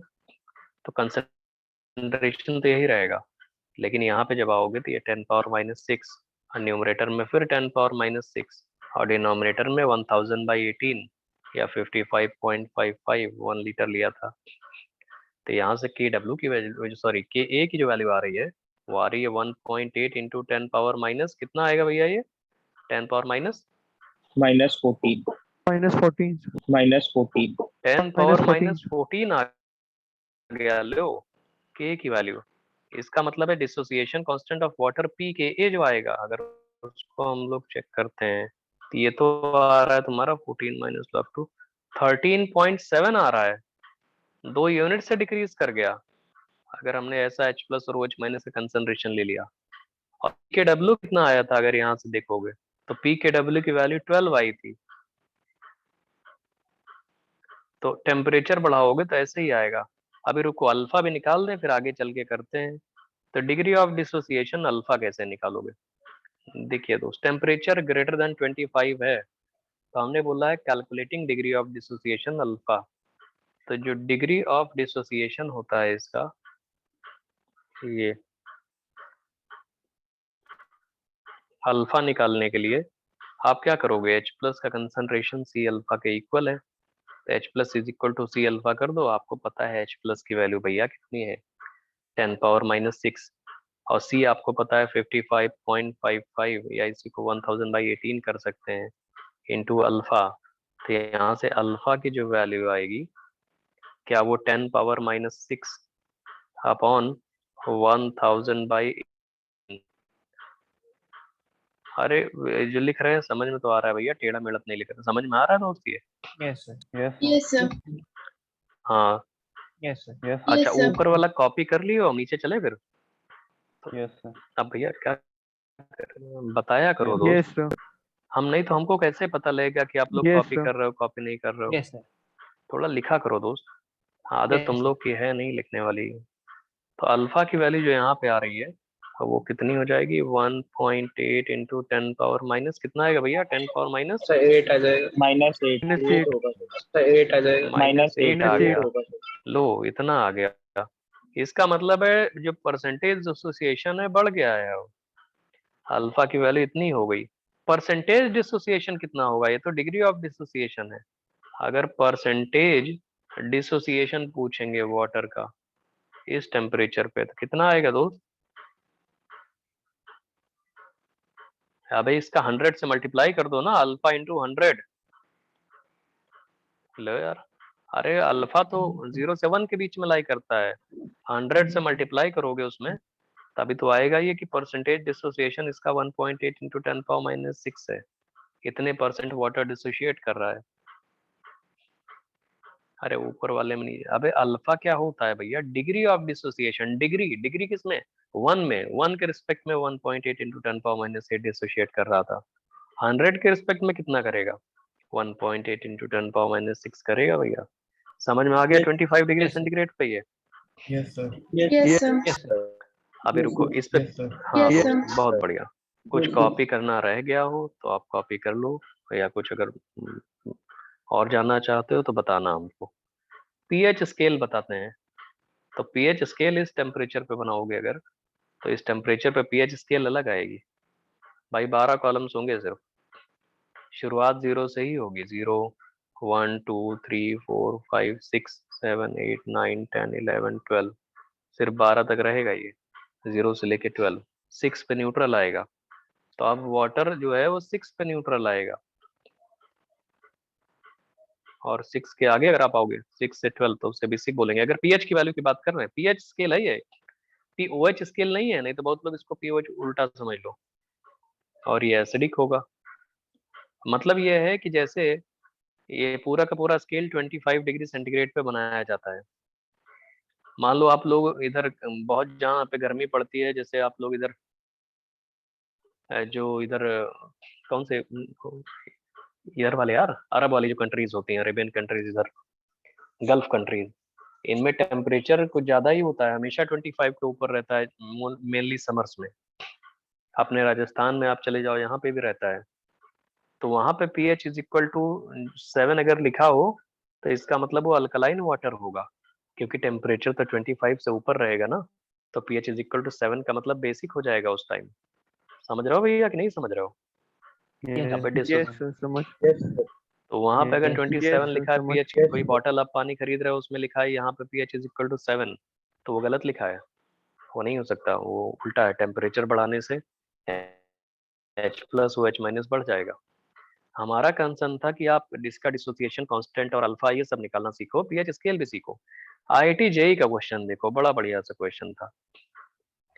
अब इन्होंने पहले, बहुत पहले सब्जेक्टिव में एक क्वेश्चन दिया हुआ है आईआईटी वालों ने। आईआईटी वालों ने क्या बोला था जेई में कि एट 60 डिग्री सेंटीग्रेड, यही लिखा था 60 डिग्री सेंटीग्रेड पे pKw of water is, नहीं कुछ उल्टा पुल्टा फंसाया था, शायद Kw लिखा था। Kw of water is 10 power minus 13 ये लिखा था। फिर बाकी कुछ उन्होंने पूछा था अपना टेढ़ा मेढ़ा जो भी पूछना था। तो मेरे दोस्त अगर Kw 13 है, अब याद नहीं हमको एग्जैक्टली और क्या पूछा था, लेकिन यही याद है कि 60 डिग्री सेंटीग्रेड पे Kw की वैल्यू इतनी दी थी। तो इसका मतलब ये है कि ये सॉल्यूशन में अगर आप आओगे या इसको सॉल्व करना शुरू करोगे तो भैया pKw क्या आएगा, क्या 13 आएगा, और यहाँ से H प्लस Yes, और sir. OH माइनस से कंसंट्रेशंस की वैल्यूज क्या आएंगी, Yes, sir. रहेंगी तो दोनों इक्वल। तो H प्लस और OH माइनस की वैल्यू 10 पावर माइनस 6.5 आएगी। बताओ बच्चा। Yes, sir. Yes, sir. Yes, sir. Yes, हाँ sir. तो pH और pOH की वैल्यू क्या 6.5 होगी। इस टाइम अगर pH स्केल बनाओगे तो pH स्केल पे pH इज इक्वल टू 6.5 पे न्यूट्रल आएगा, और 6.5 के राइट साइड अगर आप जाओगे तो बेसिक आएगा, 6.5 के लेफ्ट साइड एसिडिक आएगा, और pH स्केल में 13 कॉलम्स होंगे। ये जेई में आ चुका है। अब एग्जैक्टली यही जो हम बोल रहे हैं यही नहीं पूछा गया था, लेकिन डेटा यही था जो रेड पेन से लिखा है। तो अगर ऐसा कोई आ जाएगा तो कर लोगे भैया? Yes, sir. Yes, sir. Yes, sir. बताओ कर दोस्त। देंगे। Yes, sir. Yes, sir. भाई Yes, Yes, sir. sir. हाँ, हो Yes, sir. सकता है कर देंगे। आज इन्होंने ये Yes, sir. पूछा है। Yes, बहुत sir. बढ़िया दोस्त, आज इन्होंने ये पूछा हुआ है, कल को वो तुमसे डिग्री ऑफ डिसोसिएशन पूछ ले। अब डिग्री ऑफ डिसोसिएशन हमको लग रहा है 25 डिग्री सेंटीग्रेड पे नहीं निकाल सकता कोई। हम 25 डिग्री सेंटीग्रेड पे पूछते हैं, डिसोसिएशन कांस्टेंट वही लोग नहीं बता पाते। टेम्परेचर वेरी करके पूछेगा तो और पागल हो जाएंगे सब। तो ये देखो ना ऊपर, के की वैल्यू, पी के की वैल्यू, अल्फा की वैल्यू, परसेंटेज डिसोसिएशन की वैल्यू हर टेम्परेचर पे निकलवा रहे हैं। तो यही अपने आप में बड़ी चीज होती है। वो टेम्परेचर बढ़ा के पूछेगा तो हालत खराब हो जाएगी। अब एक और स्केल बच गई है अभी, pH less than 25 degree centigrade पे, उससे देख लो। ऊपर किसी को कुछ कॉपी करना है? No, sir. No, sir. अच्छा ठीक है, No, sir. बहुत बढ़िया। No, sir. अब आते हैं pH स्केल। अभी बहुत सिंपल सा चल रहा है, अभी मेन मतलब ये सिंपल पे भी क्वेश्चन आते हैं। pH scale at temperature less than 25 degree centigrade, 25 से कम। तो जब 25 से कम करोगे दोस्त, तो मान लो वाटर है, वाटर आयनाइज कर रहा है। कैसे आयनाइज करता है? H प्लस और OH माइनस। अब मेरे दोस्त एक बात बताओ, 1 लीटर वाटर आपने ले लिया हुआ है, लिखते रहना भैया। 1 लीटर वाटर में आप जानते हो 55.55 मोल होते हैं, तो 55.55 मोल होते हैं। शुरुआत में 0 डिसोशिएट हो गया सपोज करो, तो 55.55 में से 10 पावर माइनस कितना जाएगा? तो बोलोगे सर 25 डिग्री सेंटीग्रेड पे 10 पावर माइनस 7 हो रहा था, तो यहाँ पे 10 पावर माइनस 7 से कम आयनाइज करेगा। तो उस कम की अरे वैल्यू 10 पावर माइनस 8, हाँ मान अरे लेते हैं कि इससे कैलकुलेशन कर लेंगे ना हल्का सा। लेट इसको कर लिया, तो ये भी 10 पावर माइनस 8 आएगा और ये भी 10 पावर माइनस 8 आएगा। दोनों 10 पावर माइनस 8 आ गए। अगर कंसंट्रेशन के टर्म्स में करोगे तो आपने कंसंट्रेशन C की वैल्यू 55.55 अज्यूम किया था, C, तो इसको हम मान लेंगे C माइनस सी अल्फा। ये हो जाएगा C अल्फा और ये हो जाएगा C अल्फा। तो ये C alpha C alpha C alpha ऐसे हो जाएंगे। तो ये पूरा का पूरा डिसोसिएशन एक बीकर में, हम मान सकते हैं कि बीकर में ये चीज हो रही है ऐसे।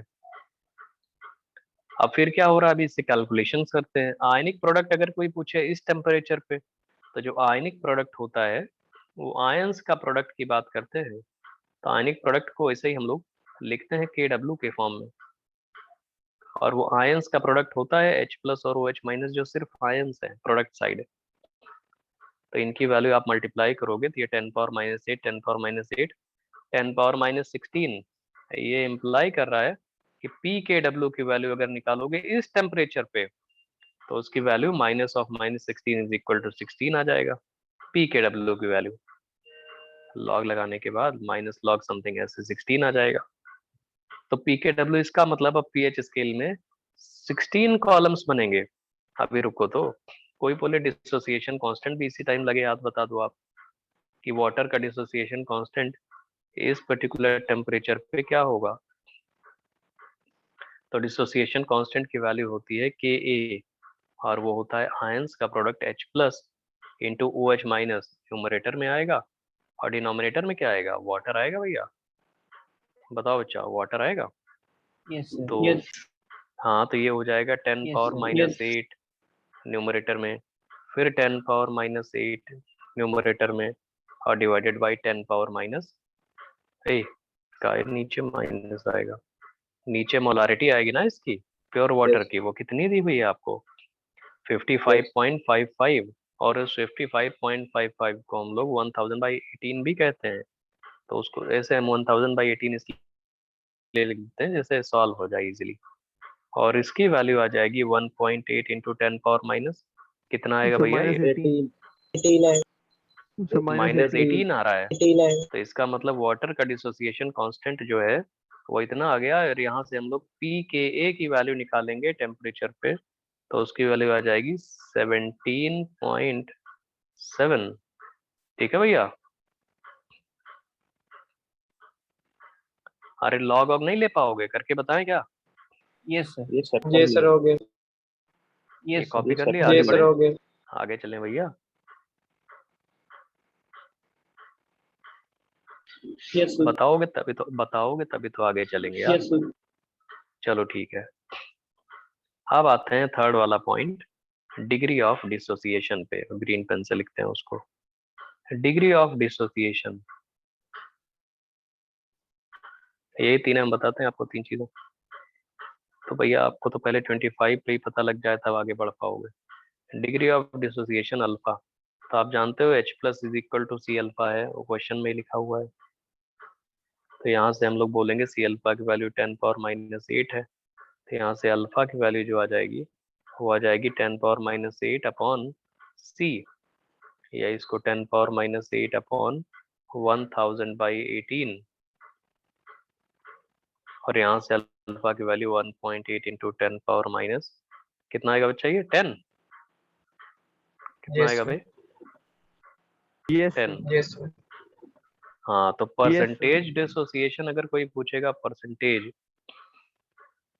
डिसोसिएशन, तो परसेंटेज डिसोसिएशन की वैल्यू आप क्या लिखोगे, अल्फा इंटू 100, और इसकी वैल्यू जो हो जाएगी 1.8 इंटू 10 पावर माइनस 8 परसेंटेज। तो ये पीएच स्केल हमने आपको बता दिया 3 डिफरेंट टेम्परेचर्स पे, और पीएच स्केल ये तीसरी वाली देख लो, मतलब ये तीनों हो गया। अब लास्ट वाली पीएच स्केल आप देख लीजिए कैसे बनाई हुई है, कि भैया आप ऐसे, इसमें कितने कॉलम्स होंगे, 16 कॉलम्स होंगे। पीएच अभी भी 0 से शुरू होगा, 0 1 2 3 4 5 6 7 8 9 10 11 12 13 14 15 16 ऐसे 8 पे, और 8 से जब आप आगे जाओगे इसका मतलब अब वो आएगा बेसिक, और 8 से अगर कम रहा पीएच सॉल्यूशन का इस टेम्परेचर पे तो उसको हम एसिडिक बोल देंगे, और पीएच इज इक्वल टू 8 पे क्या होगा, न्यूट्रल होगा। हेलो, समझ में आ रहा है बच्चा ये? Yes, sir. Yes. Sir. बहुत बढ़िया दोस्त, Yes. बहुत अच्छे। तो ये कहाँ पे होता है एक्चुअली, जैसे आप कोल्ड कंट्रीज में चले जाओ, कोल्ड कंट्रीज मान लो आप भाई अलास्का चले जाओ, या रशिया में मॉस्को में रहो, उधर उस पे चले जाओ, पोल्स पे चले जाओ, और वहां पे आपको कोई बोले ये पीएच इज इक्वल टू 7 है, तो वहां पे पीएच इज इक्वल टू 7 का मतलब एसिडिक है वो। समझ में आ रहा है भैया? वाटर उतना आयनाइज नहीं कर रहा होगा क्योंकि हमेशा टेम्परेचर वहाँ बहुत कम रहता है। मतलब समझ में आ रहा है कि नहीं आ रहा है भाई? Yes. Sir. आ रहा है. Yes. Yes. Sir. आ रहा है. बहुत Yes. बढ़िया। तो ये 3 डिफरेंट टेम्परेचर पे पीएच स्केल हमने बता दिया वाटर के लिए। अब हम आगे आपको बताने जा रहे हैं कुछ ऐसे ही लॉगरिथमिक वाले कुछ पॉइंट्स होते हैं। बोलोगे सर ये क्यों बता रहे हैं? देखो ये लॉग थोड़ा सा अलग होता है। अब आपको पता है लॉग ए इंटू बी को क्या बोलते हैं, लॉग ए प्लस लॉग बी। लॉग ए अपॉन बी को क्या बोलते हैं, लॉग ए माइनस लॉग बी। अरे ये ऐसे जानते हो ना, लॉग ए इंटू बी, तो इसको हम लोग क्या बोलते हैं? सिंपल सा है, हम इसमें हंसने वाली बात नहीं है। तुम लोगों को थोड़ा देख लो, हर बैच में बताते हैं, तुम्हारे में बता दे रहे। लॉग ए अपॉन बी लिखा है अगर, तो ये भी आप लोग जानते हो, लॉग ए माइनस लॉग बी। और वैसे बेस भी चेंज कर सकते हो। केमिस्ट्री में क्या हमारा कॉन्सेप्ट क्या यूज होने वाला है वो देखिए। हम यहाँ लॉग की वैल्यूज की बात करेंगे। सारे के सारे log 10 बेस पे बात करेंगे, e बेस पे कभी नहीं आएंगे इक्विलिब्रियम में। तो वैसे log 1 की वैल्यू 10 बेस पे क्या होती है दोस्त? जितनी वैल्यूज बता रहे हैं उतनी वैल्यूज आपको याद होनी चाहिए, याद नहीं करोगे तो गड़बड़ है। log 1 की वैल्यू, log 2 की वैल्यू, 0 हाँ 10 बेस पे है ये सब। log 3 की वैल्यू, log 4 की वैल्यू, log 5 की वैल्यू। तो पहले तो ये बताओ log 1 की वैल्यू क्या होती है? 0। log 2 की वैल्यू 0.3010। log 3 की वैल्यू 0.4771। log 4 की वैल्यू, अबे 2 log 2 नहीं आ जाएगा ये? हेलो, नहीं समझ रहे हो बच्चा? Yes, Yes, sir. sir. अरे Yes, log sir. 4 का मतलब 2 स्क्वायर, तो log 2 हो जाएगा 0.6020। वैसे log 2 और log 3 ज्यादा इंपॉर्टेंट है, उसी से सब निकल आते हैं।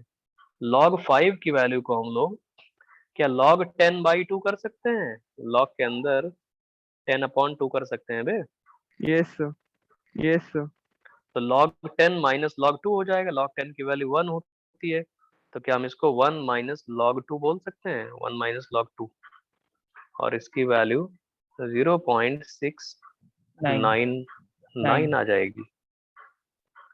अरे सिंपल सिंपल चीजें हैं, कुछ नया थोड़ी बता रहे हैं। ठीक है बच्चा, क्लियर है? Yes, sir. Yes, sir. ठीक है। log 6 की वैल्यू ऐसे ही, जहां तक log बोले वहां तक चलना है आपको, क्योंकि वैसा आईटी में एक बार आ चुका है, वहीं पर रुक जाएंगे हम। और दिया नहीं था उन्होंने log की value.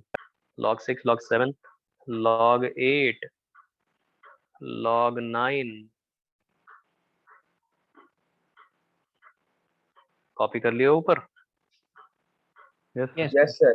Yes, sir. yes, Yes. Yes, हमको sir. लग रहा है, Yes, हाँ sir. बहुत बढ़िया बच्चा, कॉपी कर लो दोस्त, नहीं करोगे तो कैसे चलेगा। log 6 की वैल्यू आप क्या कर सकते हो? log 2 plus log 3। अबे log 2 इंटू 3 को log 2 प्लस log 3 कर सकते हो, इनकी वैल्यूज आ जाएंगी। log 7 अभी बता रहे हैं। log 8 की वैल्यू, 8 का मतलब 2 की पावर 3, तो इसको 3 log 2 भी कर सकते हो। log 9 की वैल्यू 3 की पावर 2 मतलब 2 log 3 भी कर सकते हो।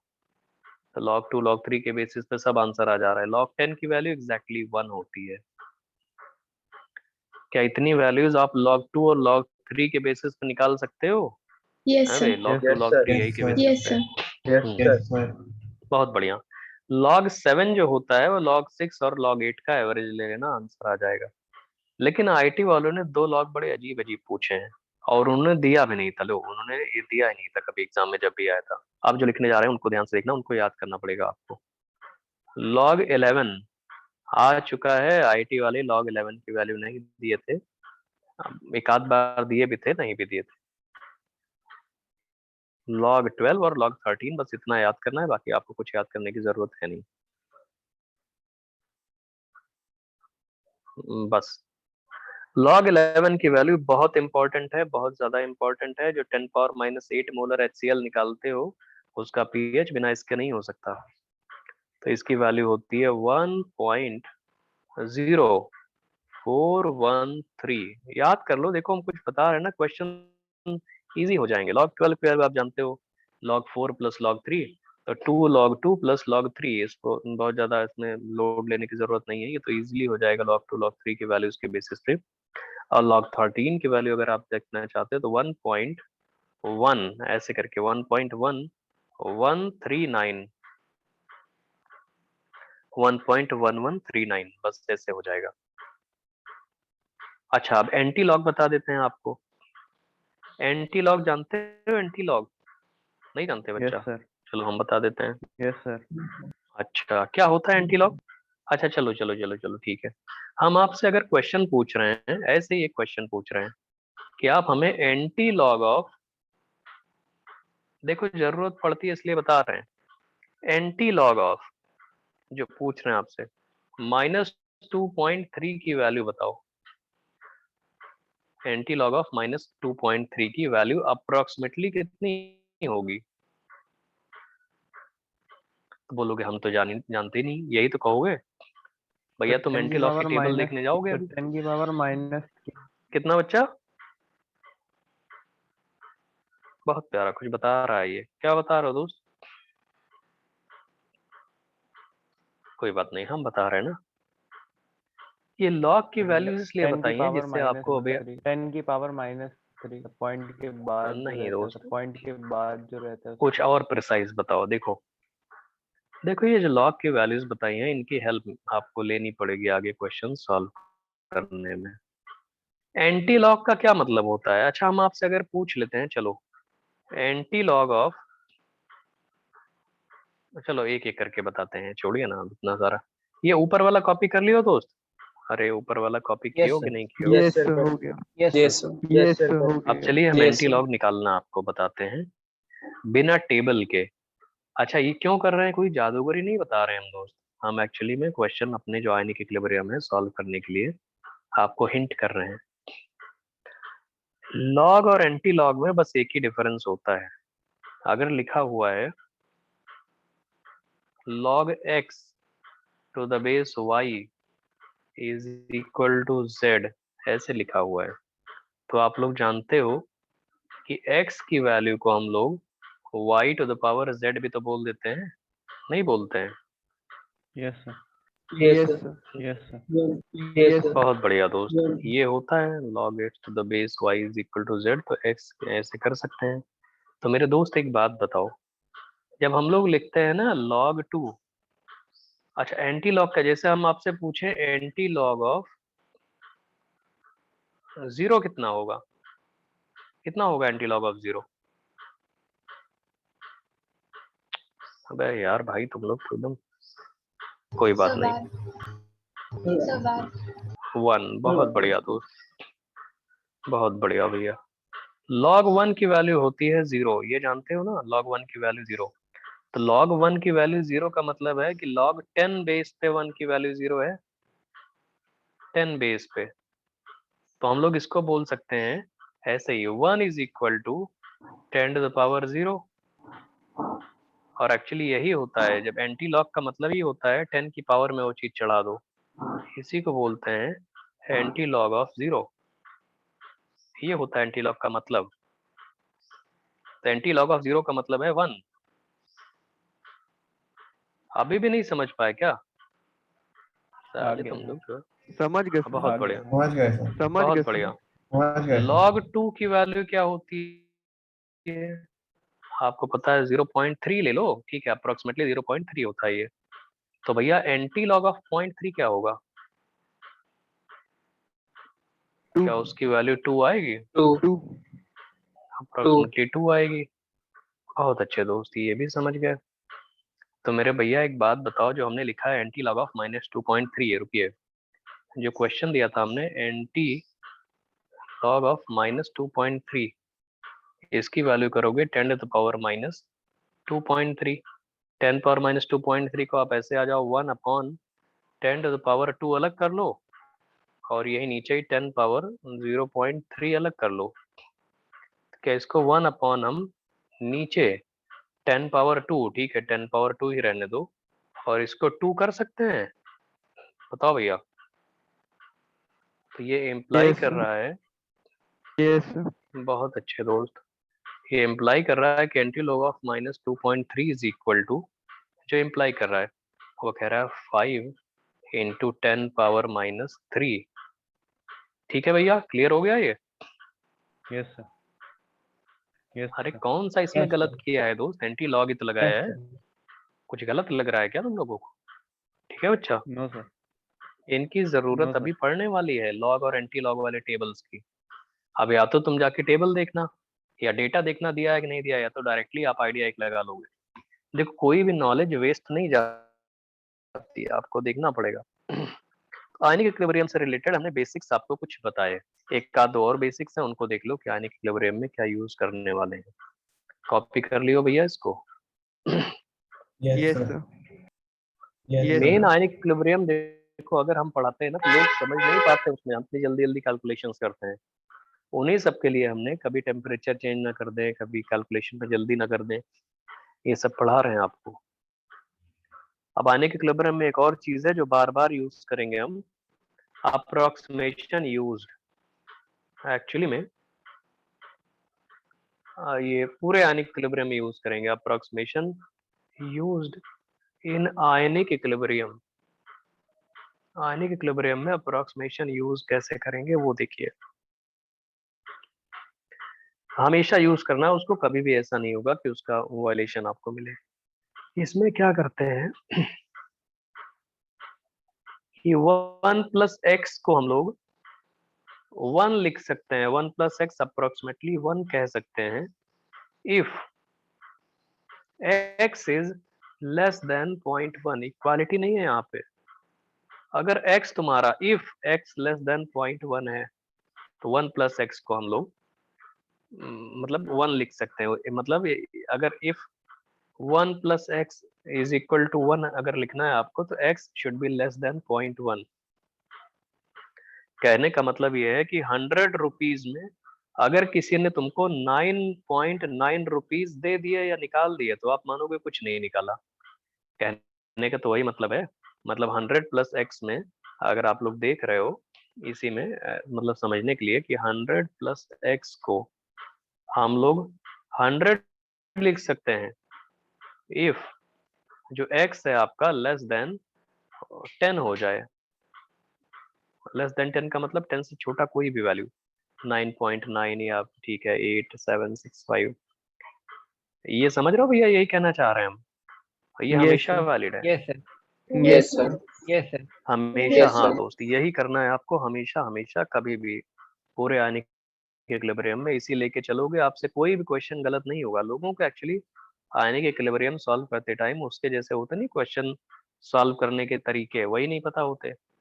ये सब देख लो, कभी ऐसा मिल जाए तो उसको नेग्लेक्ट कर देना। और भी ऐसे ही सिंपल सा, मतलब इसी में एडिशन सब्ट्रैक्शन भी आएगा। जैसे आपसे हम पूछें 10 पावर 2 प्लस 10 पावर 6 कितना आएगा, इन दोनों को ऐड कर दो तो 10 पावर 12 कितना आएगा भैया?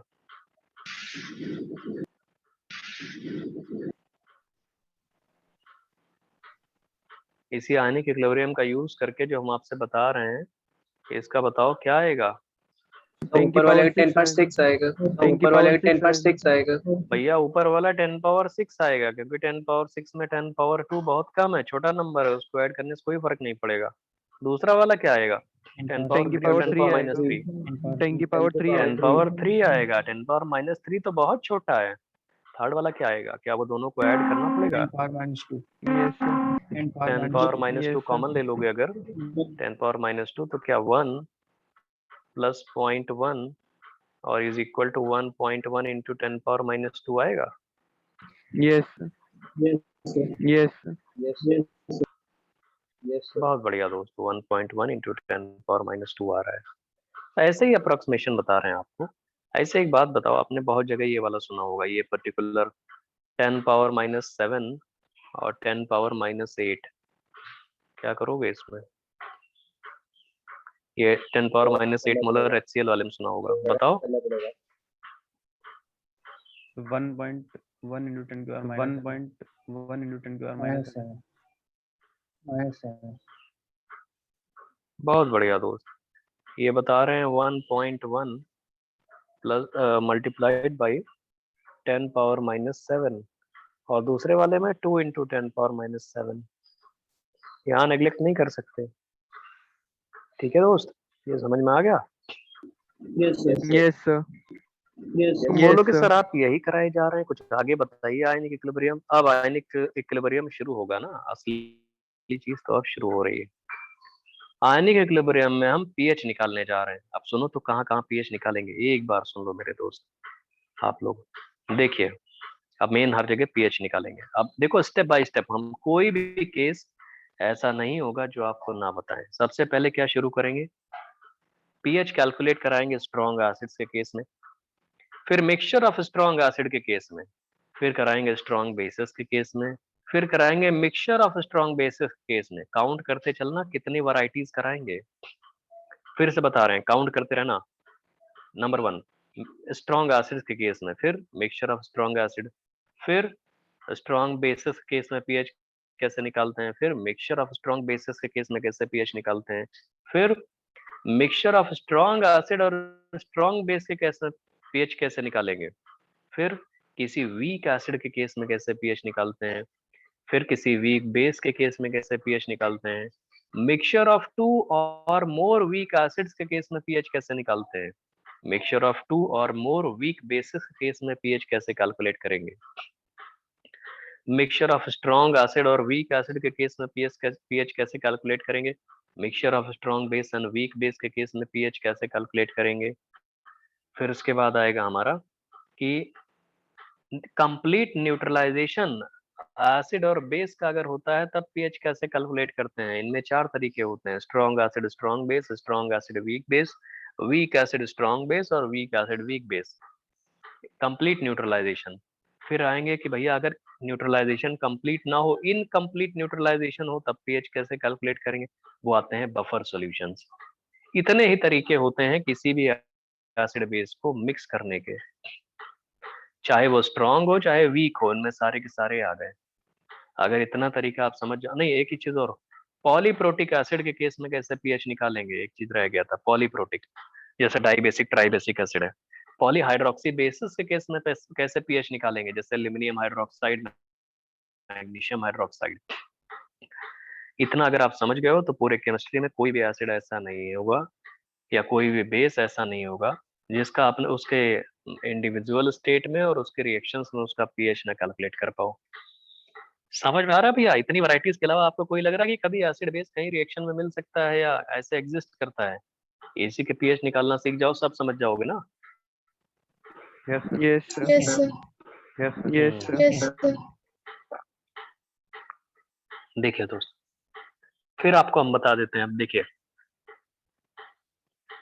भाई, एसिड होते हैं स्ट्रॉन्ग या तो वीक, बेस भी ऐसे स्ट्रॉन्ग या तो वीक।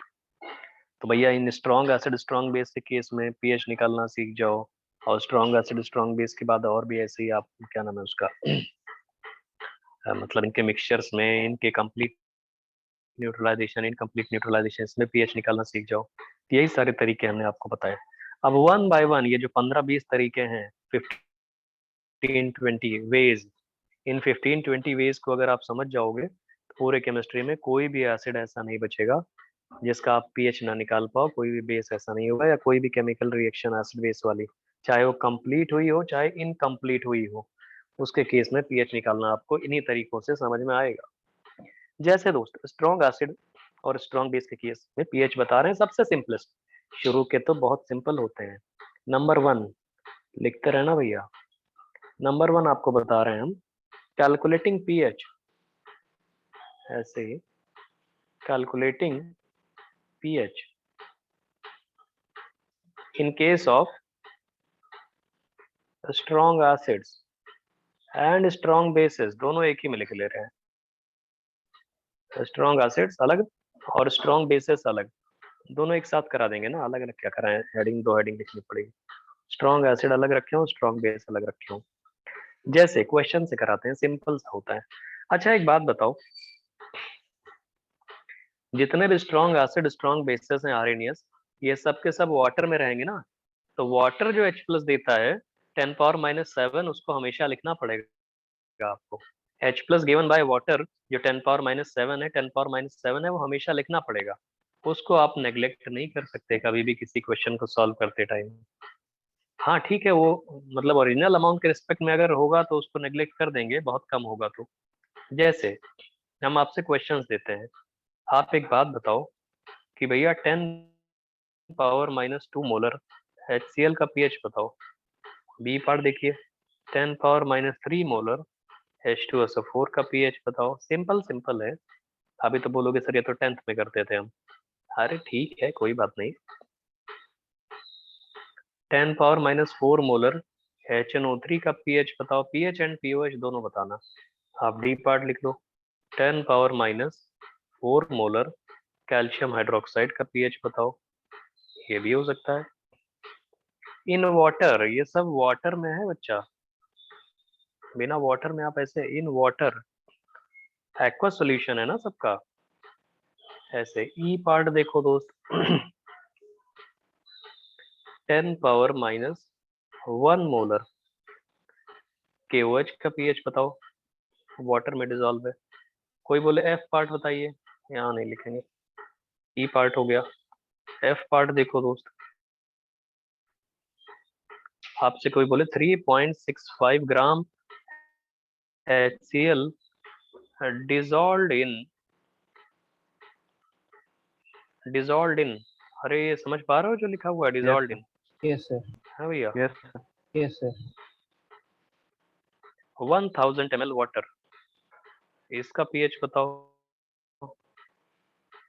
जी पार्ट, कोई बोले भैया हमारे पास 2 ग्राम NaOH है, इसको 1 लीटर वाटर में डिसॉल्व कर दिया गया, अब इसका पीएच बताओ। एच पार्ट, कोई बोले कि भैया हमारे पास 4.9 ग्राम वाटर है, 4.9 ग्राम H2SO4 है, इसको 10 लीटर वाटर में डिसॉल्व कर दिया गया, पीएच बताओ। तो एक एक करके देखो दोस्त, सिंपल सा है। स्ट्रॉन्ग एसिड स्ट्रॉन्ग बेस वो होते हैं जो पूरी तरीके आयनाइज करते हैं, पूरी तरीके 100% आयनाइज करते हैं।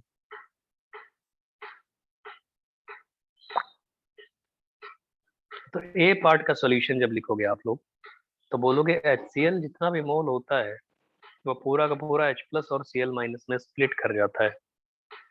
तो आपने अगर इस पे 10 पावर -2 मोलर लिया था, शुरुआत में ये 0 थे, तो HCl पूरा खत्म हो जाएगा, ये हो जाएगा 10 पावर -2 और Cl- भी 10 पावर -2।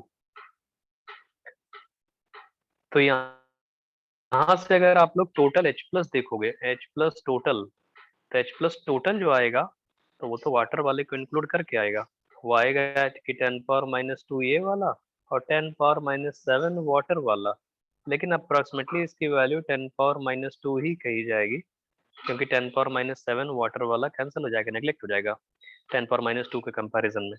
तो पीएच की वैल्यू जो आएगी, जो जानते हो आप लोग, -log ऑफ H+। सिंपल सा, ये मत सोचना बहुत इजी पढ़ा रहे हैं सर, 12th पास में हो, अभी और आगे बताएंगे, हो सकता है किसी को कॉन्फिडेंस देने के लिए हम ये कर रहे हो। तो log 1 × 10 पावर -2 है, और इसको आप लोग सॉल्व करोगे तो पीएच की वैल्यू जो आ जाएगी वो आ जाएगी -2 इज इक्वल टू 2। और जब पीएच आ गया आपका तो आप इसको क्या करोगे दोस्त, पीओएच भी तो आ जाएगा यहाँ से, पीओएच की वैल्यू आ जाएगी 25 डिग्री सेंटीग्रेड, अंडरस्टूड होता है जब तक कहा ना जाए क्वेश्चन में। पीएच की वैल्यू 2, पीओएच की वैल्यू 12 आ गया। ठीक है बच्चा, ये समझ में आ गया आप लोगों को, सिंपल सा है। Yes, sir. बहुत Yes, बढ़िया yes, sir. दोस्त, बहुत Yes, अच्छे sir. दोस्त, ये तो समझ गए आप लोग कि बहुत इजी सा है, कुछ इसमें करना नहीं है आपको। बी पार्ट देखिए, क्वेश्चन का बी पार्ट, तो बी पार्ट में आप कर लोगे इसको, B C D, Yes, sir. एक बार एक और बी पार्ट Yes, करा sir, देगा, Yes, sir. कर Yes, लेना sir, इसको। कर अच्छा ली। सुनिए, पार्ट कर लेना, सुनिए। H+ की वैल्यू जो आ रही है तो वो 2 × 10 पावर -3 आएगा बी पार्ट में, H+ की वैल्यू 2 × 10 पावर -3, और पीएच की वैल्यू हो जाएगी 3 - log 2, 3 - log 2, और पीओएच की वैल्यू हो जाएगी 11 + log 2। आ जाएगा सेकंड वाले का आंसर, बताओ बे। Yes, sir. अरे इतना सिंपल Yes, चीजें sir. क्यों नहीं बता रहे हो भैया, मतलब आंसर Yes, sir. तो बता दो, हम तो Yes, जस्ट sir. पूछ रहे हैं आप लोगों से। Yes, sir. हाँ दोस्त, 10 Yes, पावर sir. -4 मोलर एक कन्वेंशन होता है ना पढ़ाने का तरीका, तो स्ट्रॉन्ग एसिड वाला रास्ते में पड़ता है, इसलिए रुक के बता रहे हैं। आपको ही बोले सर हमको तो आता है, तो हम कुछ उसमें मना थोड़ी कर रहे हैं, इतना इजी है ये। चलो देखो दोस्त, बाकी सारे कर लोगे, पीएच पीओएच ये सब है बच्चा, हो Yes, जाएगा। sir. चलो हम जगह छोड़ Yes, देते sir. हैं, इस पेज की पूरी जगह छोड़ देते हैं, स्पेस तो कर लेना अपने आप, स्पेस है ये, ठीक है। चलो नीचे देखते हैं हम लोग, नीचे वाले पेजेस पे। स्ट्रॉन्ग एसिड से केस में हो गया, लेकिन क्या होता है कभी कभी स्ट्रॉन्ग एसिड के केस में, एक क्वेश्चन आया हुआ है आईटी में, बड़ा अच्छा सा क्वेश्चन, उसको हमने वहां नहीं लिखा, वो सब बड़े सिंपल थे।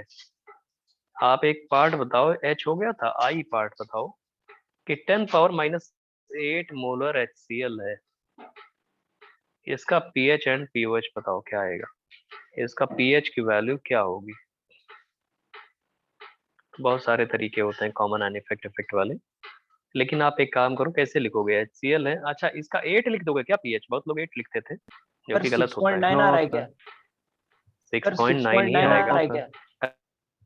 पहली बात तो एसिड है 25 डिग्री सेंटीग्रेड पे, इसका पीएच 7 से ज्यादा नहीं हो सकता। तो HCl की वैल्यू जब आप लिखते हो तो वो आता है H+ और Cl-। तो पहले ये 10⁻⁸ हुआ करता था, एक्वस सॉल्यूशन है तो पहले 0 0 था, फिर ये 0 होगा, ये हो जाएगा 10⁻⁸ और Cl- भी 10⁻⁸। लेकिन टोटल H+ जब निकालने जाओगे आप, टोटल H+, सिंपल सा है, टोटल H+ निकालने जाओगे जब, तो इसकी वैल्यू कितनी आ जाएगी दोस्त। 10⁻⁸ तो आया हुआ है यहाँ से, और वाटर से भी तो आएगा 10⁻⁷। वाटर अपना तो हमेशा ही रिलीज कर रहा होगा, तो इसकी वैल्यू आ जाएगी 1.1 इंटू 10⁻⁷। और पीएच निकालोगे जब एक तरह से, तो पीएच की वैल्यू आप जानते हो -log H+, और -log H+ में जब वैल्यूज पुट करोगे ना इनकी, तो ये देखो 1.1, आपको याद होगा log 11 की वैल्यू बताए थे, तो ये आ Yes, जाएगा 7 log 1.1। यस सर, और log 11 की वैल्यू अगर आप जानते हो तो log 1.1 की वैल्यू भी जान जाओगे आप। 7 माइनस अप्रोक्सीमेटली है ये, 7 माइनस 0.1013, जो अभी थोड़ी देर पहले बताए थे, अप्रोक्सीमेटली ये 6.9 के आसपास आएगा। और यहाँ से अगर कोई पूछे PCl क्या होगा, PCl माइनस, तो PCl माइनस की वैल्यू सीधे -log Cl माइनस करोगे तो उसका कंसंट्रेशन, इसकी वैल्यू सीधे 8 हो जाएगी। ठीक है बच्चा। Yes sir, yes sir. बहुत बढ़िया यस दोस्त, सर, सिंपल सी चीज है। Yes sir. तो ये स्ट्रॉन्ग एसिड और स्ट्रॉन्ग बेस के केस में पीएच निकालना सीख गए बच्चा, बताओ दोस्त, यस सर, कर लोगे इसको। Yes sir. यस सर, तो चाहे स्ट्रॉन्ग एसिड हो चाहे Yes, sir. स्ट्रॉन्ग बेस हो, इनके केस में आप पीएच निकाल सकते हो। अब हम आपको क्या क्या बताएंगे, अभी नेक्स्ट क्लास से शुरू करेंगे। मिक्सचर ऑफ स्ट्रॉन्ग एसिड्स के केस में पीएच, फिर मिक्सचर ऑफ स्ट्रॉन्ग बेसिस, फिर स्ट्रॉन्ग एसिड स्ट्रॉन्ग बेस का कॉम्बिनेशन, फिर उसी में और आगे भाई week acid weak base, mixture of weak base, वो सब नेक्स्ट क्लास में कराएंगे। आज बस बेसिक्स था, इस बेसिक्स की आपको जरूरत पड़ती, इसलिए हमने थोड़ा स्लोली पढ़ा दिया। कल आपकी ऑफलाइन क्लास है या जब भी है, आपकी शुरुआत में ऑफलाइन होगी फिर ऑनलाइन होगी, तो हफ्ते में मतलब 4 क्लासेस आपकी चल रही हैं, कहोगे तो 5 कर दी जाएंगी, लेकिन 4 अगर हो रही हैं तो 2 ऑनलाइन 2 ऑफलाइन। तो अगली शायद मंडे ट्यूसडे है offline,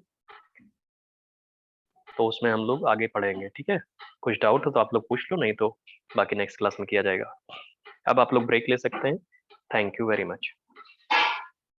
Thank you, sir. Thank you, Thank sir. you. Thank you, sir. Thank you, sir. Thank you, thank you, Thank you, sir. thank you, Yes, sir. thank you. Thank you, sir.